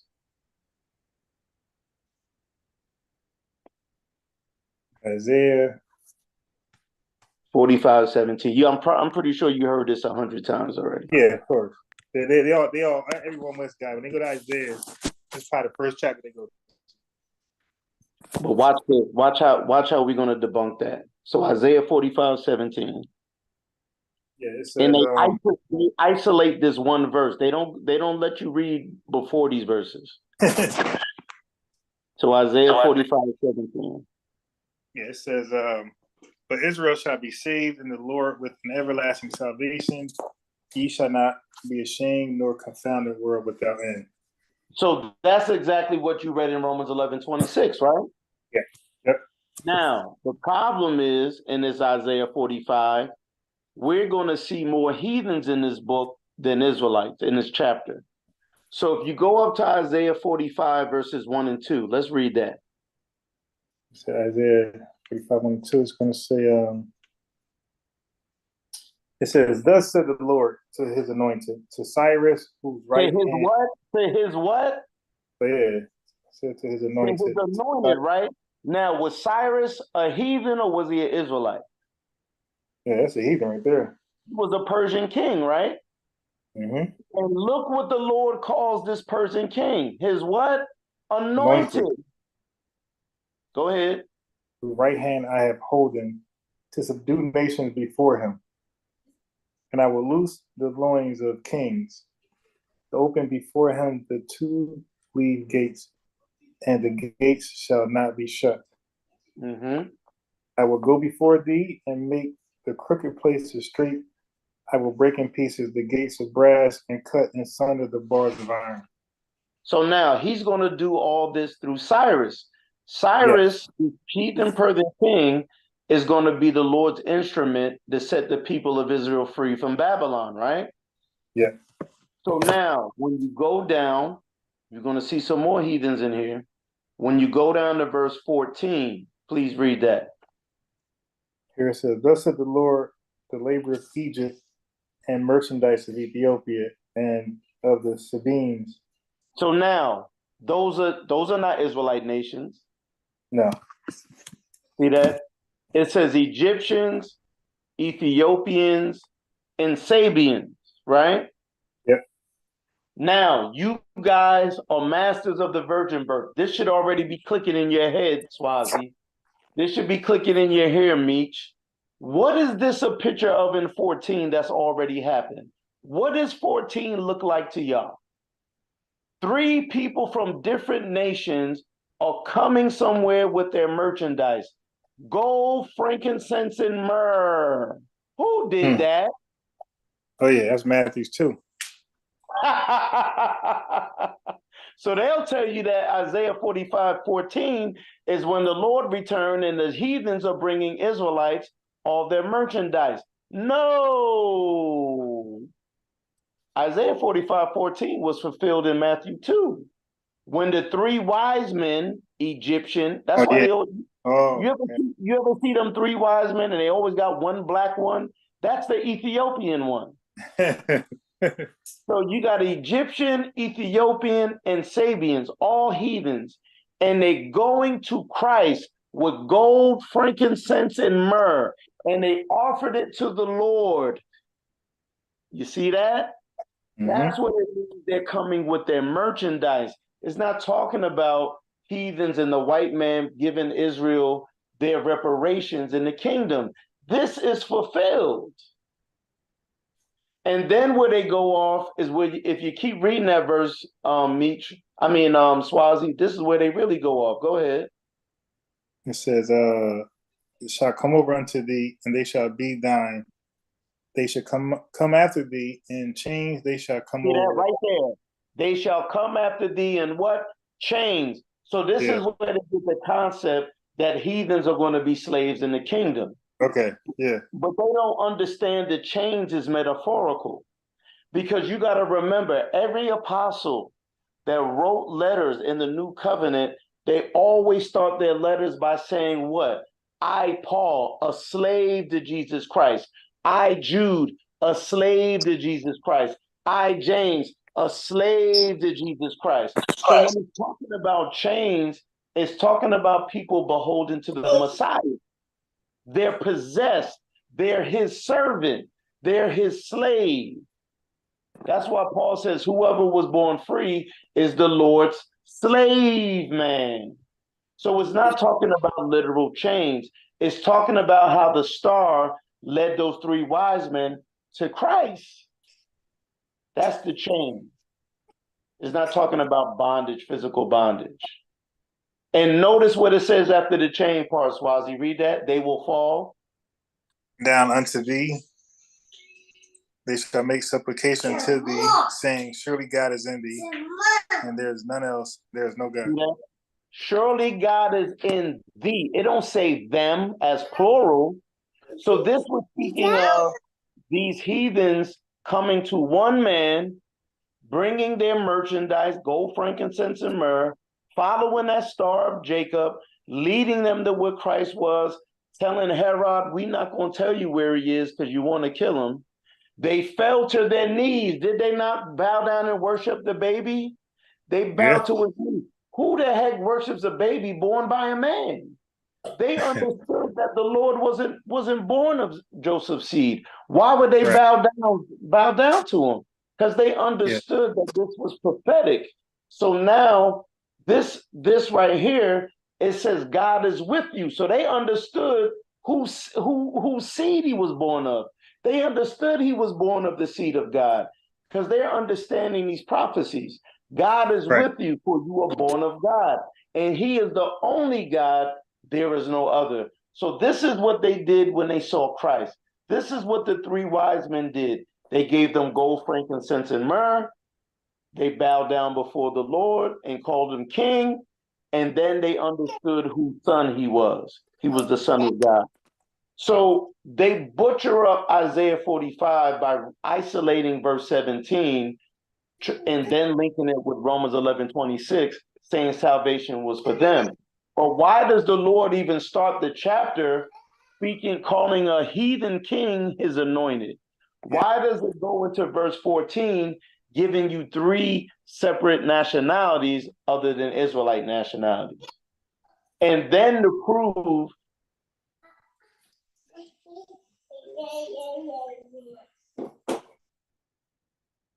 I think he broke up.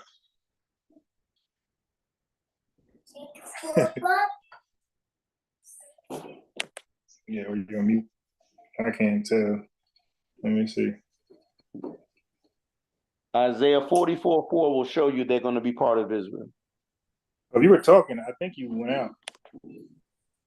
Oh, I don't know why my Either you phone. or I went out. So Either you or me. It could have been. Isaiah 44:4 is going to show you how they're Israel, because it said they'll say it still don't say Israel that they going to be saved. It just said Israel going to be saved. Well, go to the chapter before Isaiah 44:4. It's going to show you that they're going to become Israel. It says, and they shall spring up as among the grass, as willows by the water courses. Not 4:5. Isaiah 44:5. Sorry. Okay. One shall say, I am the Lord's, another shall call himself by the name of Jacob, and another shall subscribe with his hand unto the Lord, and surname himself by the name of Israel. See that? And surname themselves by the name of Israel. So in the NLT, it says, will take the name of Israel as their own. So that can't be an Israelite if they're taking the name of Israel as their own. Yeah. Right. So Isaiah 44 leading into Isaiah 45 gives you why Cyrus, those 3 of the nations, they're going to be included in that salvation of Israel. That's why in Galatians chapter 6:16, the heathens are called the Israel of God. The Israel of God are the Gentiles who become Israel in the spirit through the spiritual circumcision, the cutting away of the sin nature. Circumcision was kind of like the Old Testament's way of showing you're born again.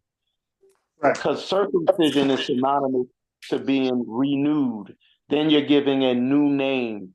And these Old Testament passages, they were able to finagle with people because a lot of these Christians, we weren't given Old Testament Bibles. We were given Bibles starting with Matthew to Revelation. Some of the New Testament Bibles don't even have the book of Revelations. It's Matthew to Jude.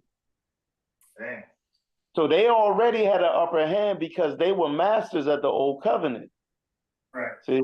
So once you understand the Old Covenant was pointing to the New, once you understand that all these brothers had in the New Covenant was the Old Testament passages, the only difference was the veil was taken off their eyes, and now they can see what the scriptures was really intending to say. That everything is about bowing down and worshiping and being a slave to Christ, not unto man.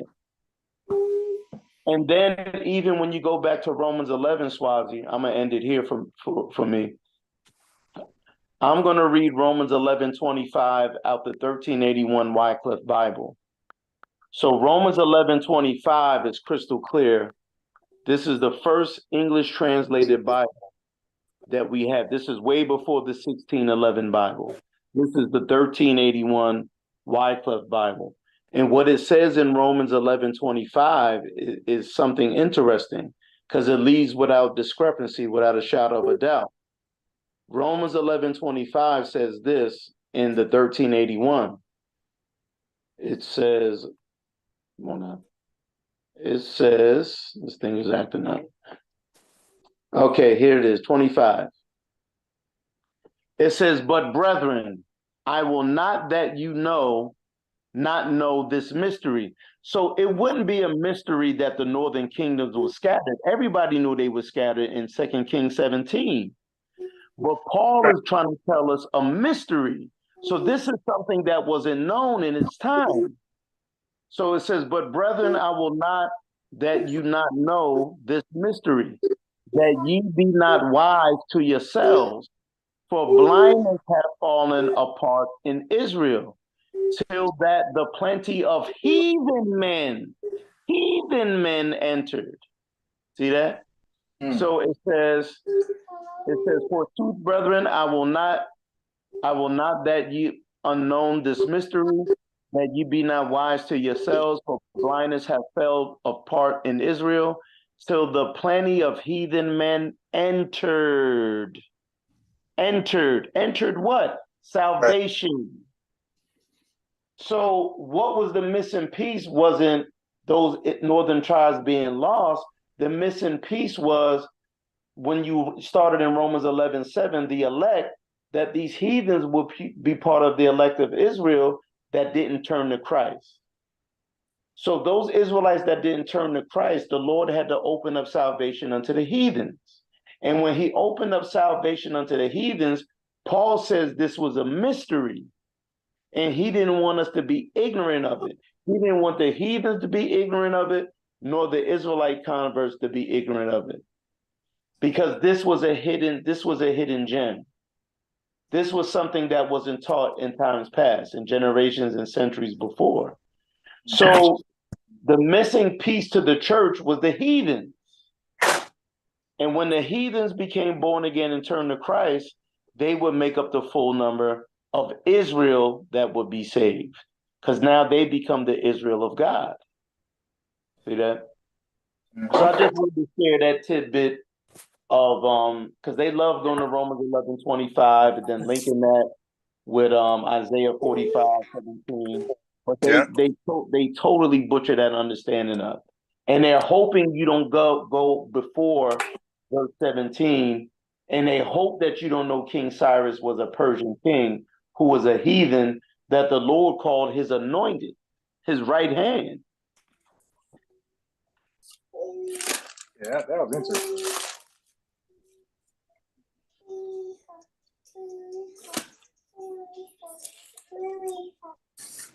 It's heavy,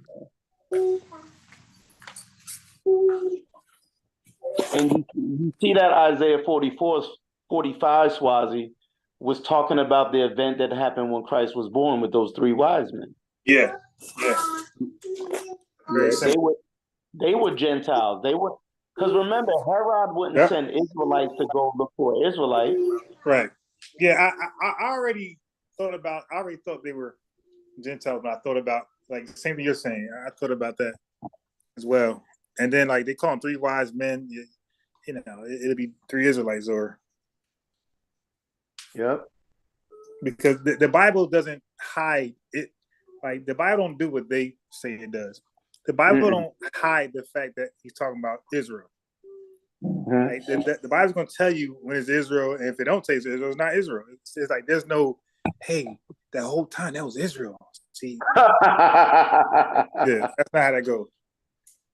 But you see that Isaiah 44:5 told you that there will be a people to come to take that surname Israel. Yeah, so that was interesting. Yeah, that's heavy. That's heavy, man. Yeah, so like, and once I read that, I thought about IUIC because they all take the name Israel, and that must be their passage right there. Oh yeah. But again, they couldn't apply the Israel part to them. They could apply the Jacob part to them, those who knew they were Israel, but they couldn't apply that last part in Isaiah 44:5. Because really, that's when you read that verse, Swazi, is broken up in sections. It says, some will proudly claim, I belong to the Lord. That's one. Yeah, they said Jacob. Others will say, I am a descendant of Jacob. That's two. Some will write the Lord's name on their hands. That's three. And will take the name of Israel as their own. So it's distinctively sectioned off to let you know it's not one and the same.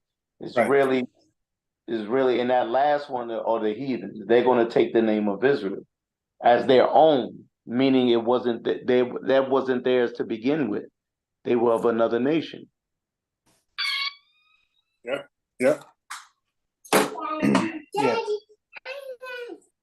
Yeah, it's nice.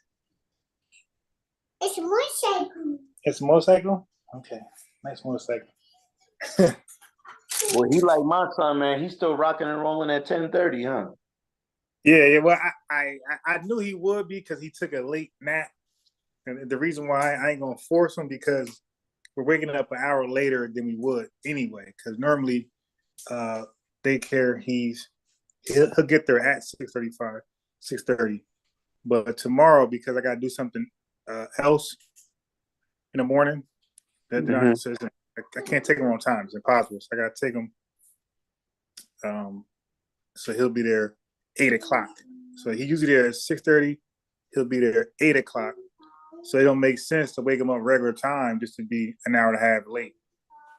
So I already knew like, okay, I'll leave him up a little later tonight.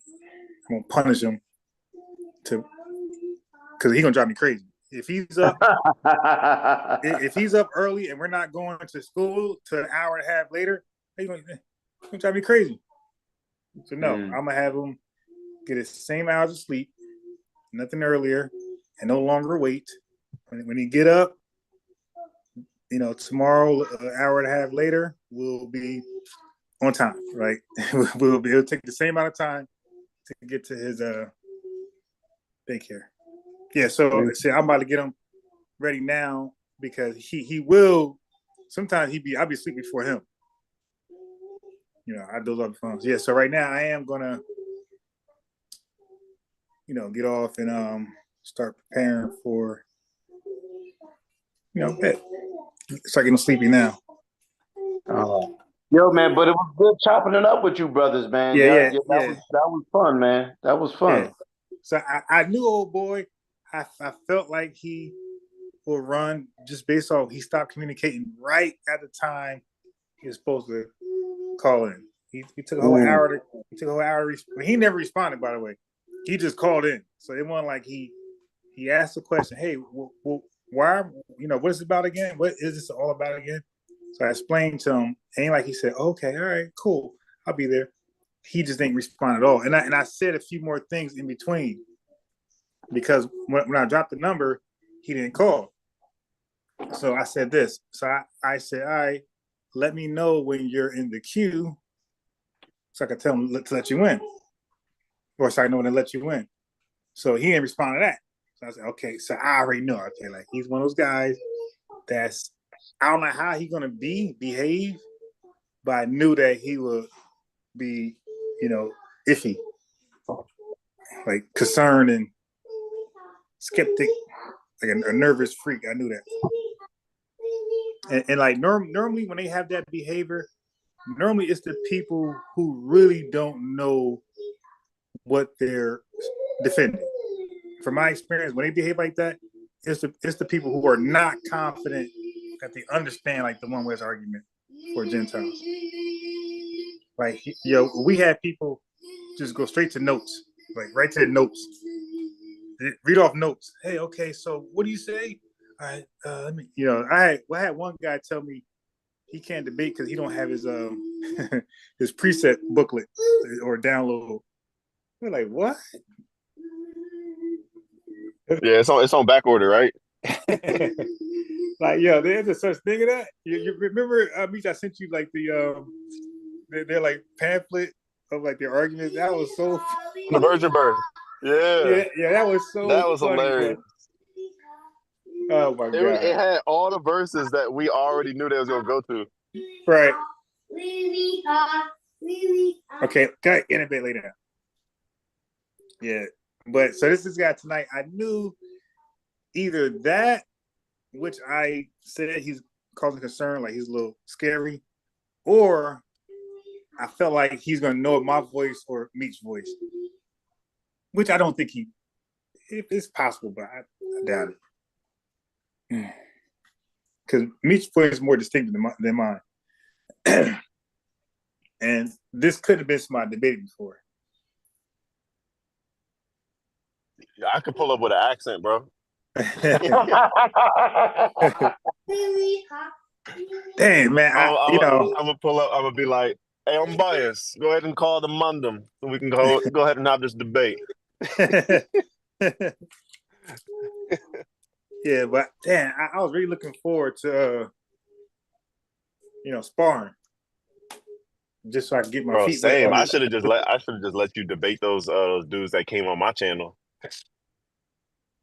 Yeah. Well, you can always get one back and say, hey man, the guy who came on later, he had a question for one of you guys. If you want to come back on, Yeah. yeah, because I'll just use the same strategy that I was gonna do. I think Taz is the only one that talked to you. Yeah, which one? I don't remember these guys. Like these guys be scorned by me, but I don't know these guys' names like that. I just know they just Sakari and it's killed. They friends of Yachty. They friends of Yachty. Okay, I mean, but when I beat up on Yachty, he was by himself. So that means I beat up Taz separately. But yeah, when I beat Yeah, up on Yachty, you and Taz had a different convo, but those other guys, I don't think any of them have talked to you. wait, was that Taz I talked to? Did we talk about Gentiles? He just said that he talked to you. I think it was about the virgin birth. I don't know. Okay. You know what? Yeah, and then they said you got beat up on the virgin birth. So that's why I was thinking either that conversation with probably the conversation with Yachty, honestly. That's probably what they're referring to. No, they did not. The dude. You talking about the DTX guy? Nah, he doesn't even know who I was when I called him. Oh, so it must have been somebody else then. Yeah. Or they saw the Captain Tazariak thing. I don't know. Because they were vague about it. They didn't say anything specific. Wait, here my videos right now. Hold on, I'll find that guy. Okay. Oh, this guy right here for Phoenix. Let me see. No. It's not him. I ain't talked to him. So it can't be that guy. All right, hold on. So let me see the other guy. No, I think Taz is in Dallas. Okay, let me see, because they all would be right here somewhere.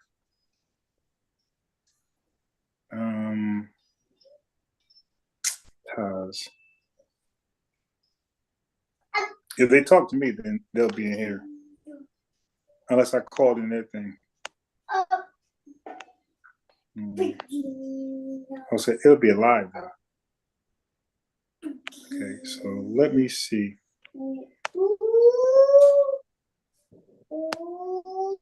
Damn, I forgot I did a bunch of lives in between. Yeah, so when you talk about Gentiles, are you kind of not even trying to go the strangers route? When I talk about Gentiles, it was like a light. It wasn't like nothing heavy. It was like a light conversation. No, I'm saying like when you talk about like now, when you talk about Gentiles, you really don't even want to bring up the strangers. It's kind of like irrelevant for the discussion it's not of the because Gentiles. well, because I know strangers can be anybody. It can be it's just somebody with somebody. It's somebody who don't live at a particular place and they're just visiting or for whatever reason. Yeah. All right. Taz. So that's Tazariak. That's Tazariak. Okay, Tazariak. God damn. Yeah, this is all over the place. This is the iPad. This iPad got my stuff out of whack. Wait, maybe. Yeah, it's all out of whack.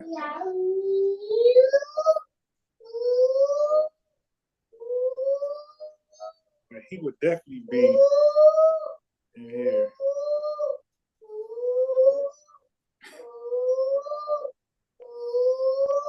That name sounds familiar.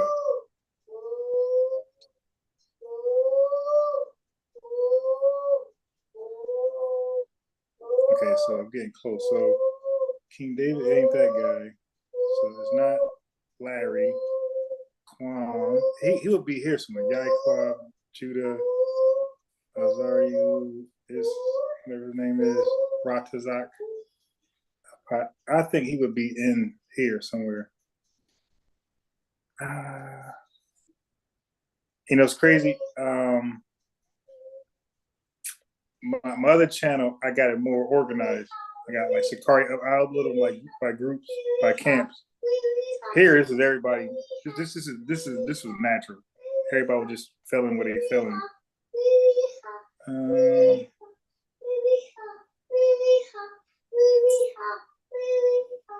I don't see.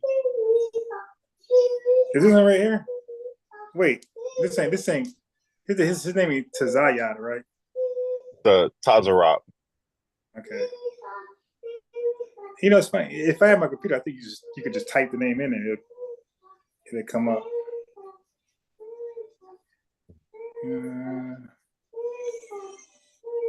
Look at these guys are debating. It's like thousands of them.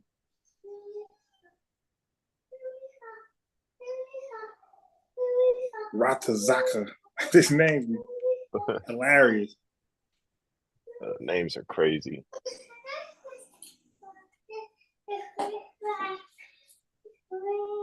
Yeah, he sounded a little hurt. That means I must have really went hard on him. Because some guys I was nice on, you know, other guys I could have went dumb hard on.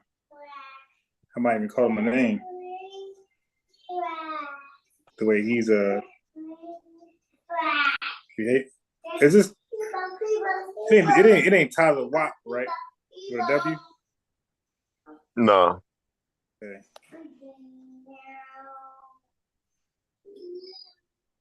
He's Sakari, right? Yeah.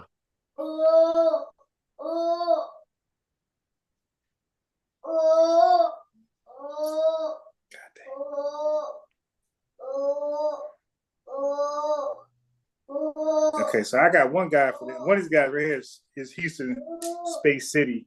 I think this is guys that you was on with. Oh yeah, on, yeah. That's them. Okay. So then they had to be all together then. Yeah. Oh, send that to me. That video. Send that to me.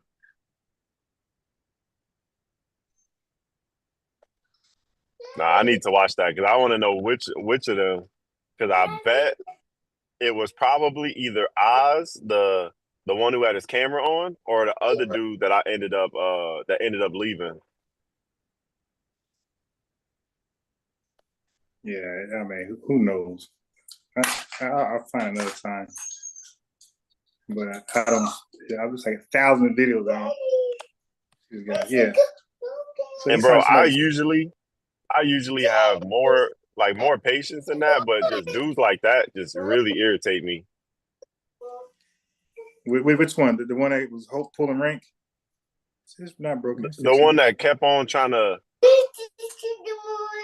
like, you know, we were just going verse by verse, and I was just asking, hey, you know, who is this? And we were just getting answers, and he was like, oh, I see what you're trying to do. You're trying to trap us. That like, idiot. Yeah, that guy was like, when it says they should stumble, they should fall. What does stumble mean?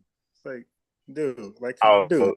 It's like, dude, do you really think the English is going to say stumble and the Greek is going to say treasure, like something totally different? You really think that, bro? Yeah. What? What's not wrong with this? And it's like, even if what he said is true, that fall in one place has a different meaning than fall in another place, what's your point? It still doesn't change the fact that these Gentiles aren't Israelites. Yeah. Well, go find it. You dropped it somewhere. Yeah. Nah, just stumble. When you read it, he didn't even like argue. When you read it, like it was the same definition as we use stumble in English. Yeah, that's what I ended up seeing. I was like, okay, literally just stumble, just to, you know, mess up your steps and your walk, like, you know, like you think of stumbling. Nothing crazy. You think when somebody brings out a definition, it's going to be different than what the English says, you know? At that time, he was just clearly just fishing. Yeah. He was hoping he come up with something that was different than the English. So he could say, see, stumble means it's like Gentile. And you know when they start to go to like Greek definitions, it's only because I have brought out the Greek of my and them and ye, and I was just pointing out that, you know, second, first person, third person pronouns. Oh, you want to go to the Greek? Okay, let's define some random things. Yeah, We'll yeah, see yeah. where we can go. But that's why I tell you, like most languages got pronouns and those things. So you don't gotta. You could. And if they do, which they do, the rules are similar. It's the same as English. So you don't have to. You Yeah, ain't gotta go to the Greek. You can say English. Hey, in English, pronoun, first person, second person, and a lot of times they don't even know what that is. You got to kind of explain to them, like and you know what second I person. just thought about too? Yeah. I found a better angle in Isaiah 65 and 66 because wouldn't it make most sense that Isaiah is preaching to northern Israel, right? Okay, so they're gonna say Judah because most, especially the early passages, the King Ahaz, like these are all Judah kings. So I don't know. Like if you ask early on, they're definitely gonna say he's talking to Southern Kingdom. Well, I don't know about definitely, but I would think that because they dealing with Judah, like especially 1 through 9, I believe is like definitely Judah kings and Judah and things Yeah. like that. I'm gonna find some proof in there that Isaiah did preach to northern Israel, just to at least get them to Yeah, if you got it, pull it up. yeah. Yeah, I'm gonna find out the particulars because how I understand it, I think Isaiah preached to both. I think it's either him, Jeremiah, or Elijah. One of those three preached to both. But if Isaiah only preached to northern Israel, and when he says, "When I called ye, you did not answer," if he's saying that to northern Israel, then who's this nation that was not called by God's name? It can't now be northern Israel Right.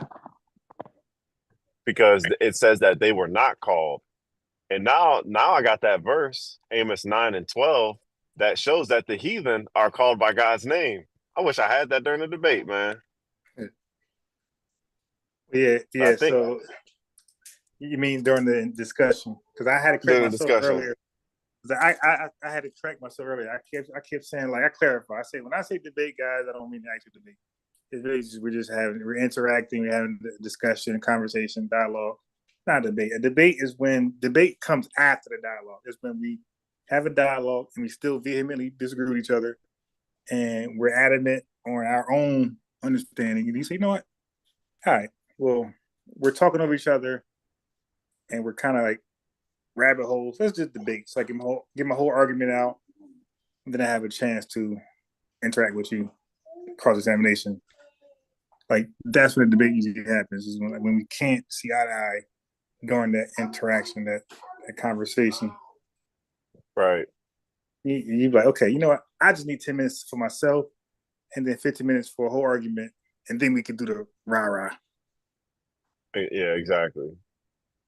I was thinking about also like maybe before a debate, before like the regular structured debate, you maybe possible that um, the questions be asked first, like 5 important questions that you, because I think that's important to get people to, because what happens when you do an argument about Gentile and heathen, and he got his own definitions. So that's why I think it's like important to like, okay, before the debate start, 5 questions I ask you.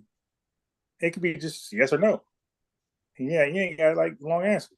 It could be yes and no. It could be yes and no uh, questions and answers. Like yes no answers. Hey, or is a Gentile, whatever it is.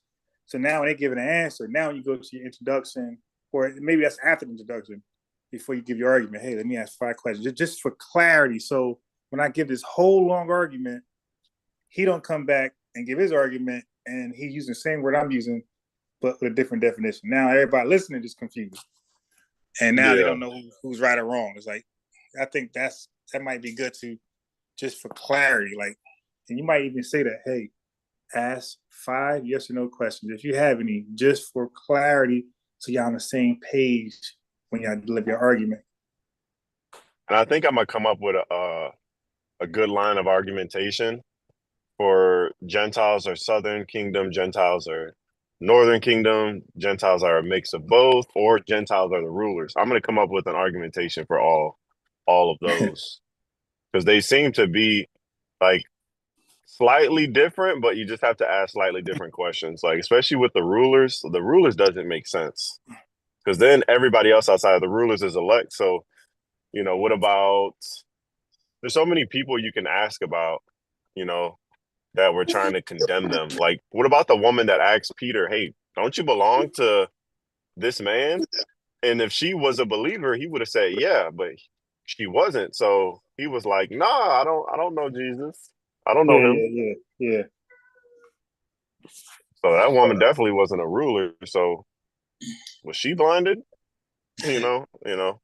Um, That ruler's blinded only thing was weird. That's why I think when I ask questions on 7, I don't think I'm gonna give them a chance to even make that argument. And when they do, it's going to like just be forced in there. It's like, my question got nothing to do with specifically who blinded. And yeah, my question got more to do with this collective we all agreed about.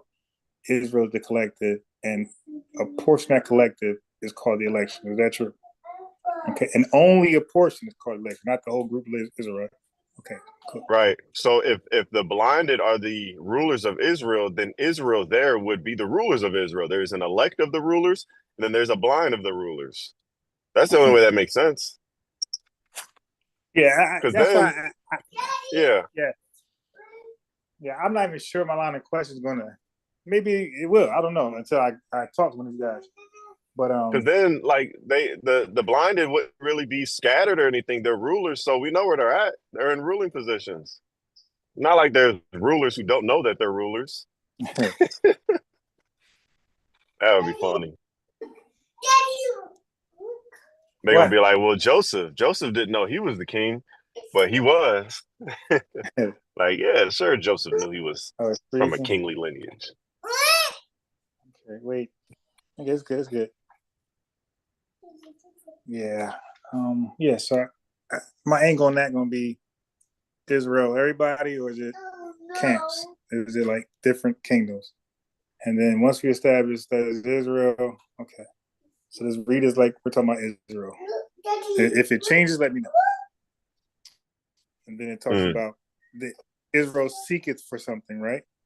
And it didn't find it. So this same collective was seeking for something, right? Did they find it? No. Who found it?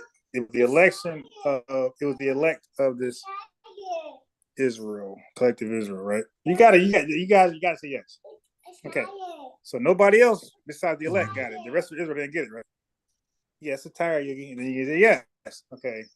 Well, this is calling the rest of Israel blinded. And you could say, nah, it's the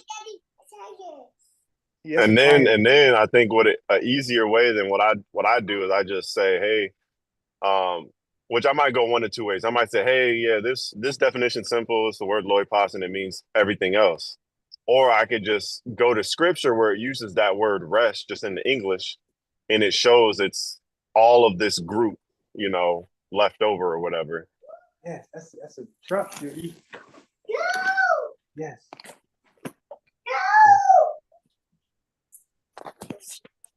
Yeah, so as I'm talking, I'm just putting his stuff together because I was debating when I get a chance to put all his stuff in one. Yeah, that's it. Come Right. lay down. Yeah, come over That's here. where kids talk the most when it's bedtime. Yeah. I see he's next to me now. Come over here. And all of a sudden he got. Let me look at what he's watching. Come over here.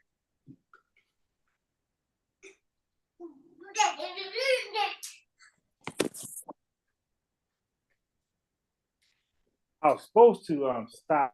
Man, I was supposed to stop at the supermarket and get something in the morning, like a snack bar, like one of those Danishes or from the bakery section, or like a crumb cake.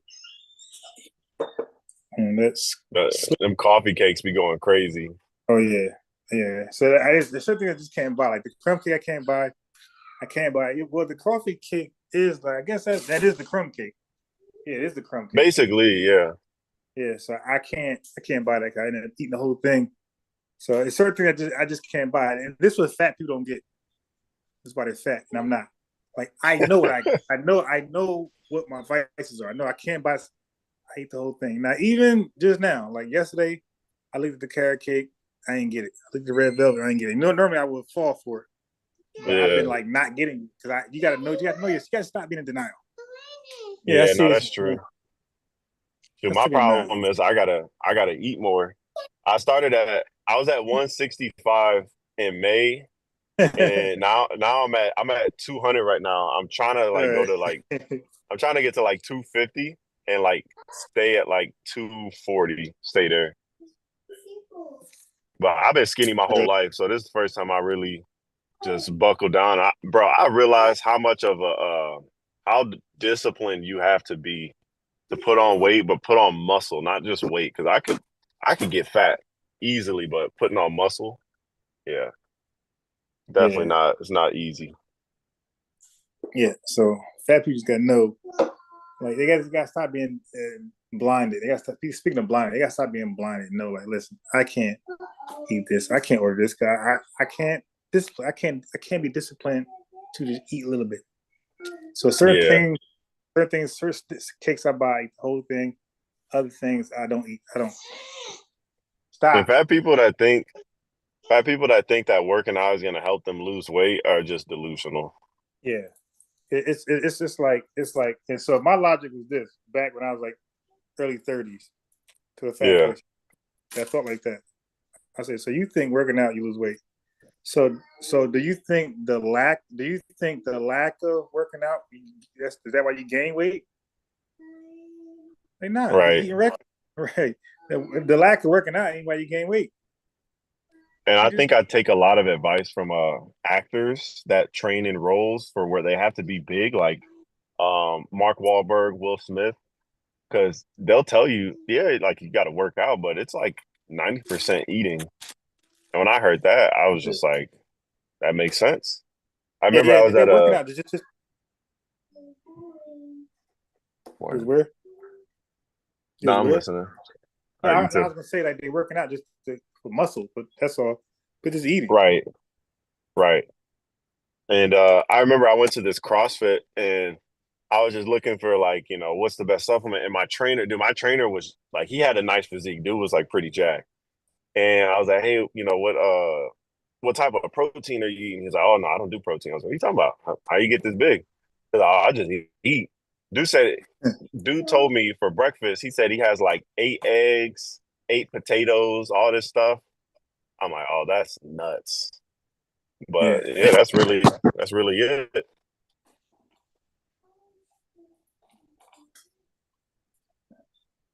CrossFit is yeah, different, bro. Like, I'm not gonna lie. I used to do it at like 6 a.m. in the morning, bro. CrossFit is you can really lose weight doing CrossFit.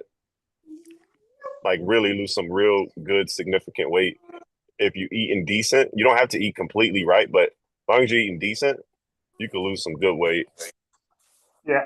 I've seen guys lose weight just from basketball. Yeah. Basketball. Yeah, bro. All you gotta do is go to the gym 3 times a week and hoop for like 2 to 4 hours. Just run. Yeah, I'm about to say, let me be more specific. I see basketball.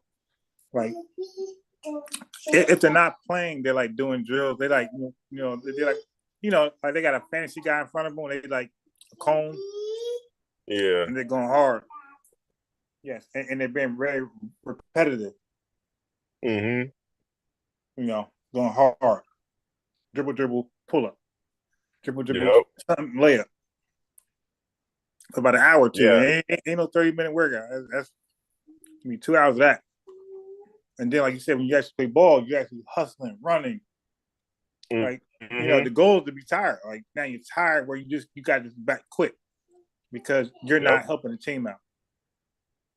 All right, guys, I'm out. I'm just too tired. I can't. Hey man, because it's me to point out. Yo, Meech, yo. Then he just backdoored you, and you got. Oh, I'm tired. You got. If you don't say you're tired, I'm gonna ride you. Yeah, nah, you can get one real high tempo game out of me, and I'll put up some numbers. I'll rebound, knock down a bunch of shots. But after that one game, boy, I'm out. I can't run like I used to, man. I think that's why I burn calories so quick now. Because dude, I used to be in the gym like all day, every single day. And if it wasn't doing drills and stuff, I was hooping with it, whatever whoever was running, they would just automatically come over to me, pick me up, and we would just be boom boom. You know? Yeah, it's a shame that 46. I'm still Damn, what the hell? Hold on, I have to look my mistake. It's a shame at 46. I'm still commissioned to like guard some of the best guards or best players in the gym, and they ain't always guards. It was like, why y'all even comfortable with putting me on this guy? This guy like they're like 33, 28. Like, how can you sleep? You know that little commercial where you sleep. Like, how do you sleep at night? That commercial with the mattress. Like, yo, Yeah. you got to sleep put with me guarding the best guy or second best guy. Like, yeah, damn, y'all got no pride, man. A lot of dudes these days are lazy. They don't want to guard nobody. I wish I would be 27 and some 40-year-old guy down there 50 be like, yo, I got him. Like, no, the hell you don't, man. Take your ass over there and guard the slowest guy on the team, man. I got him. And then you ever play with that team like that they don't know who they should match up against? So you got to be like, hey, you guard him. Hey, you guard him. Like, I remember one time, dude, I'm always doing that. Yeah, bro. It's like you can't see, like, okay, this dude's a little bit. So if we put somebody skinny on him, he probably gonna bully him. Or hey, this dude's a little too tall to be guarding him. He probably can't move like that. So you should go over here. I will say my gym at this point know now. Like, everybody know the matchups. Like, so we don't have that problem anymore. Yeah. Unless it's a new person walking in the gym. But for the most part, gym I go to, like, pretty much everybody knows who they can guard and can't guard.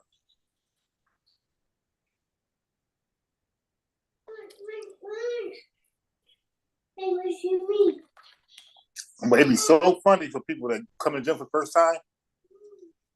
Oh, yeah. I'm going to set you up to guard the best player in the gym. Hey, oh, yeah. If you knew. Anybody put you on the poster? Nah. I mean, like, somebody almost dunked my boy. Did he dunk it? I'm trying to think. Did he miss it or did he actually dunk it? I can't remember. So I'm going to say he dunked it. No, he missed it. He tried to tomahawk monkey dunk on me.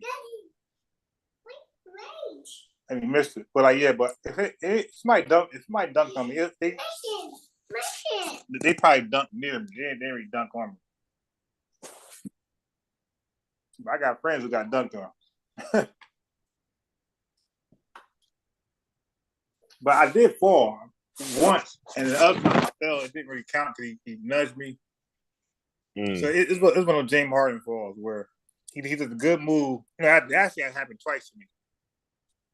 They do a good move, they nudge me. I'm already off balance, but I'm not gonna fall. So they nudge me so I can fall. So it's like, now. So a guy did it like way before, like it was alive and going viral. A guy did it way back then, Spanish guy, and it looked like to the crowd like I fell, and like it should be like clear, like you don't fall that hard, like dude, come on. Yeah. But it looked back. He made a 3-pointer on top of that. I think it was game too. Yeah, I got dunked on twice, and I had the worst ankle breaker, bro. It was like I was guarding this one dude, and bro, for some reason, like my knees just gave out, and they both hit the ground.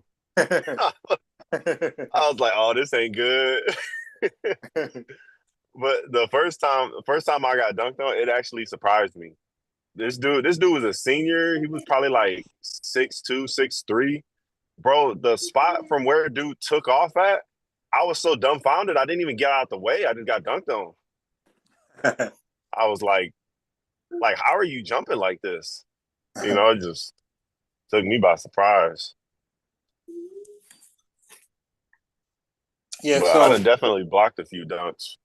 but when I fell, it was 'cause I was helping out. My man was getting he was getting killed down low. So Yeah. I kept helping out. He kept on to my man, and my man was hitting that mid range like 90%. Like, God damn. So here I am helping on you, and my man is gonna lose.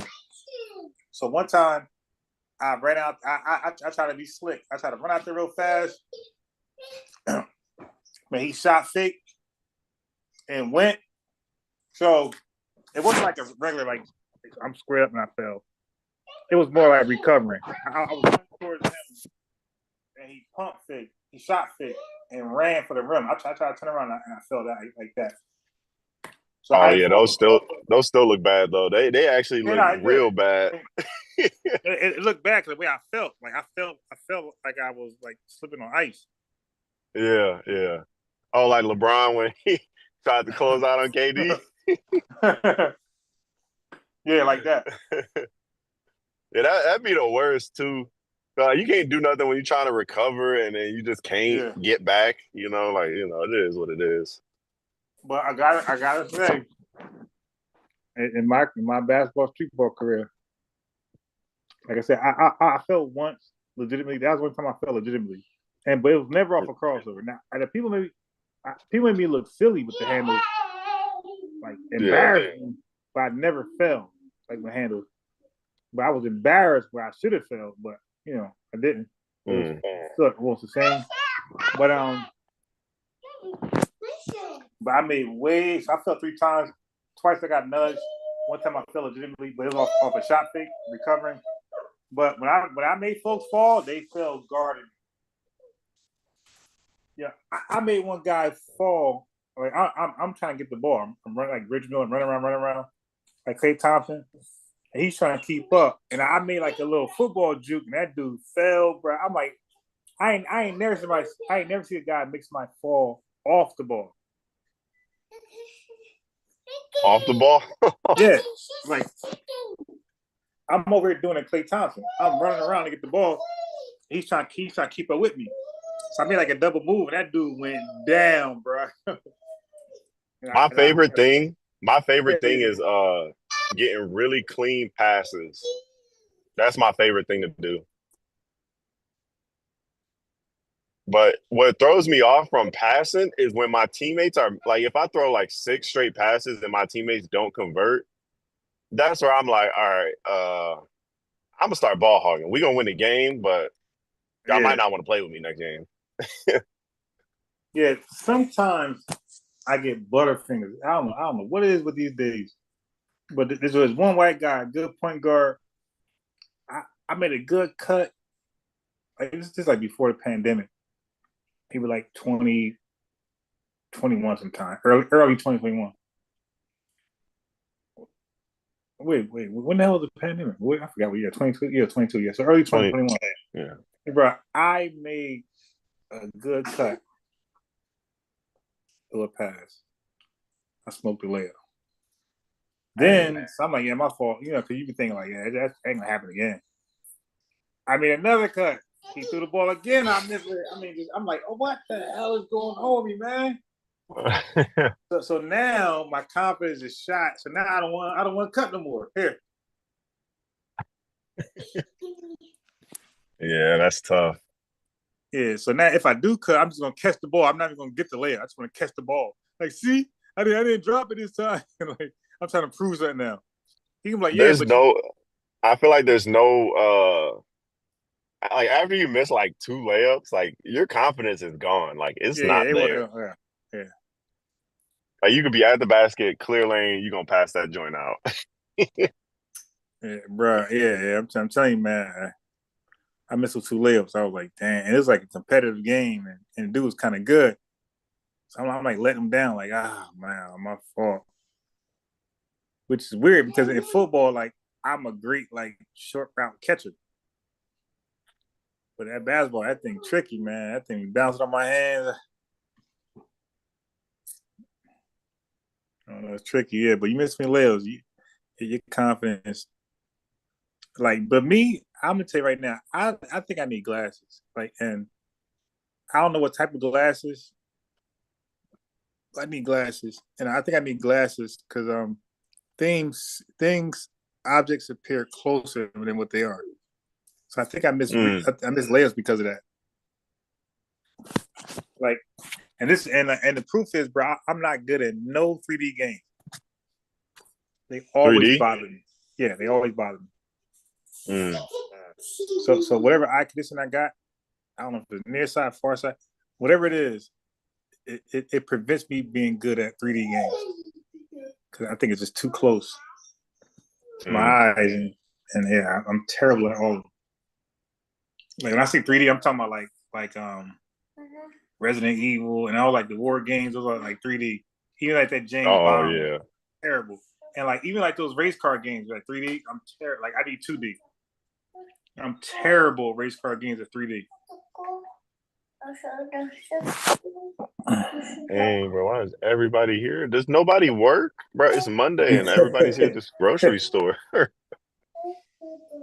That's how I feel at the gym sometimes. Like, yo, damn, yo. And I'm like, yeah, how you guys even getting in? Like, I know y'all don't work, so how you even getting in? Like, bro, I'm telling you. Like, we got this new Costco that opened up. We went Friday morning, and bro, it was packed.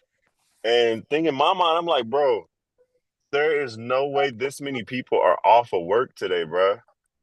Like, y'all some scavengers, bro.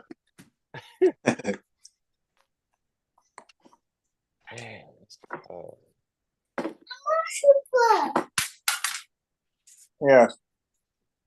I'm go lay down. Yeah, but I'm about to complete this this Bible study on Gentiles, and then I'm gonna go to heathen, and then nations, and then I might go into strangers next. But I probably will keep it irrelevant from Gentiles just because Romans 11 is Gentiles. I'll just keep it there, and then I'll probably look at the rabbit holes that they went down on the conversation, and kind of formulate some questions from there. Yeah, I was gonna say last week before I get off, I was gonna say the other Israelites that I could have debated, I'm like cool with them. Like, you know what I mean? I got like a casual relationship with them. So I'll feel weird making them look dumb in front of everybody. So I had people and like they were willing to, like, I had a guy from Wi-Fi, I call him Wi-Fi. But what they Watchmen for Israel. I had a guy ready. WFI, yeah. I had a guy from there today who wanted to talk. I had a Sakari guy. And I'm like, nah, I'm good. Like, you know what I mean? Like, I'm good. Like, send your boy. Yeah. Yo, send somebody you don't like in your camp who's annoying.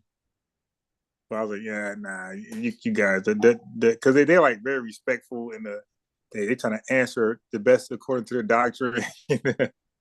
Right. And like they really think they're helping me out too. Like, nah, see, brother, it's the Israelites. Yeah, like he thinks he's helping me out. Like, he's saving me. And the dude who was on earlier, was he Hebrew Israelite? Yeah, he was Sakari. No. The guy, he's ex. The guy who we were talking to, he's ex GOCC. I was gonna say it sounded like he was before he was with GOCC before he was GOCC. Got you. It sounded like. It sounded like what? Some of his knowledge. Right, I didn't hear you. He just didn't sound like he sounded like a Hebrew Israelite. Okay. Yeah. Yeah. Ooh, they got watermelons. Yeah, but he has some. Yeah, but I wish he was here when he said, when he dropped the bombshell. He was like, "Yeah, man, I be telling folks I debate with." Like, no, the way he said it, he was like, "Yeah, I tell them I'm here to make it quick," and that's what I was trying to tell you. Like, who voluntarily makes an easy task hard? So you be fired for any job doing it. So he was like, he said what I told you. He's like, yo, I'm just here for the. I said, when I debate, I'm going for the knockouts. I'm going for the quick win. I got a busy life. I got 6 kids. I'm like, yeah, I understand all that, but regardless of all that, you're supposed to always eat your food. Like, if you're eating a steak, eat it. Why are you chewing 100 times? Like, why are you making it difficult, or why are you prolonging the swallow? Because you're bored. You know what? I usually chew 10 times before I eat, swallow something. I'm gonna chew 400 times now because I want a challenge on how to chew. Like, what? Now we at dinner. You chewing hella long, and we like ready to go. Like, dude, man, look, we're out. It's not even about being quick either. It's about just being sort of, but it really not. It's about just doing natural things, and if it's easy naturally, then it's easy naturally. Mm-hmm. If it ain't easy naturally, then it ain't. They don't act like it is. It makes you look bad. Yeah, man. It went long to 12th round, but man, that shit was easy, man. Like, you look bad because people don't think you took it easy. People think you really tried your best, and it lasted 12 rounds. That's what the public is saying. They think you struggled. That's why it's just good to just take care of business the way is the only way you can. Like, and if it's 12 rounds, it's 12 rounds. Right. If it's the first round knockout, then it's supposed to be that.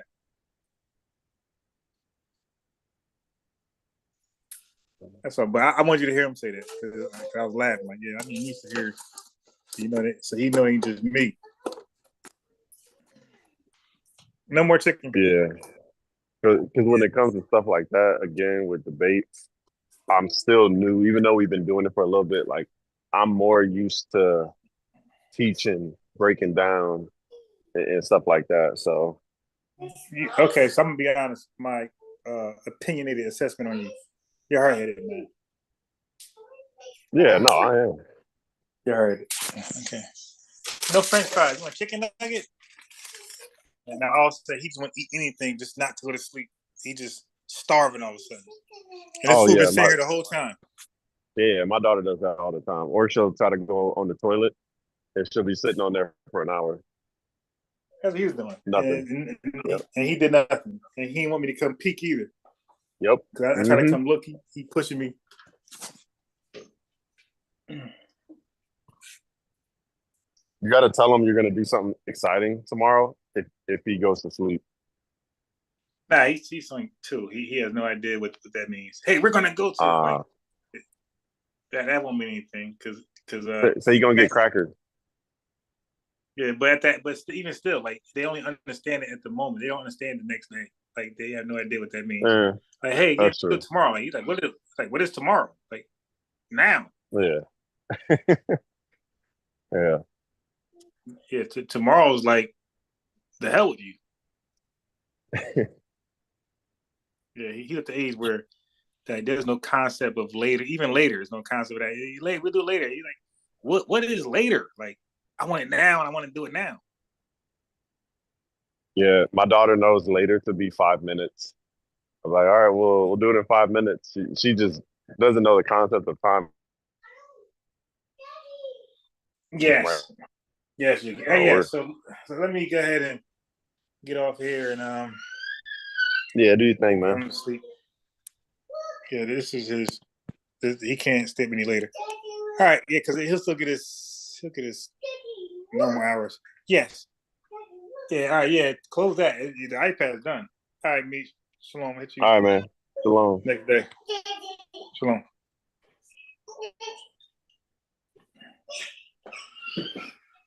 Shoot. Huh.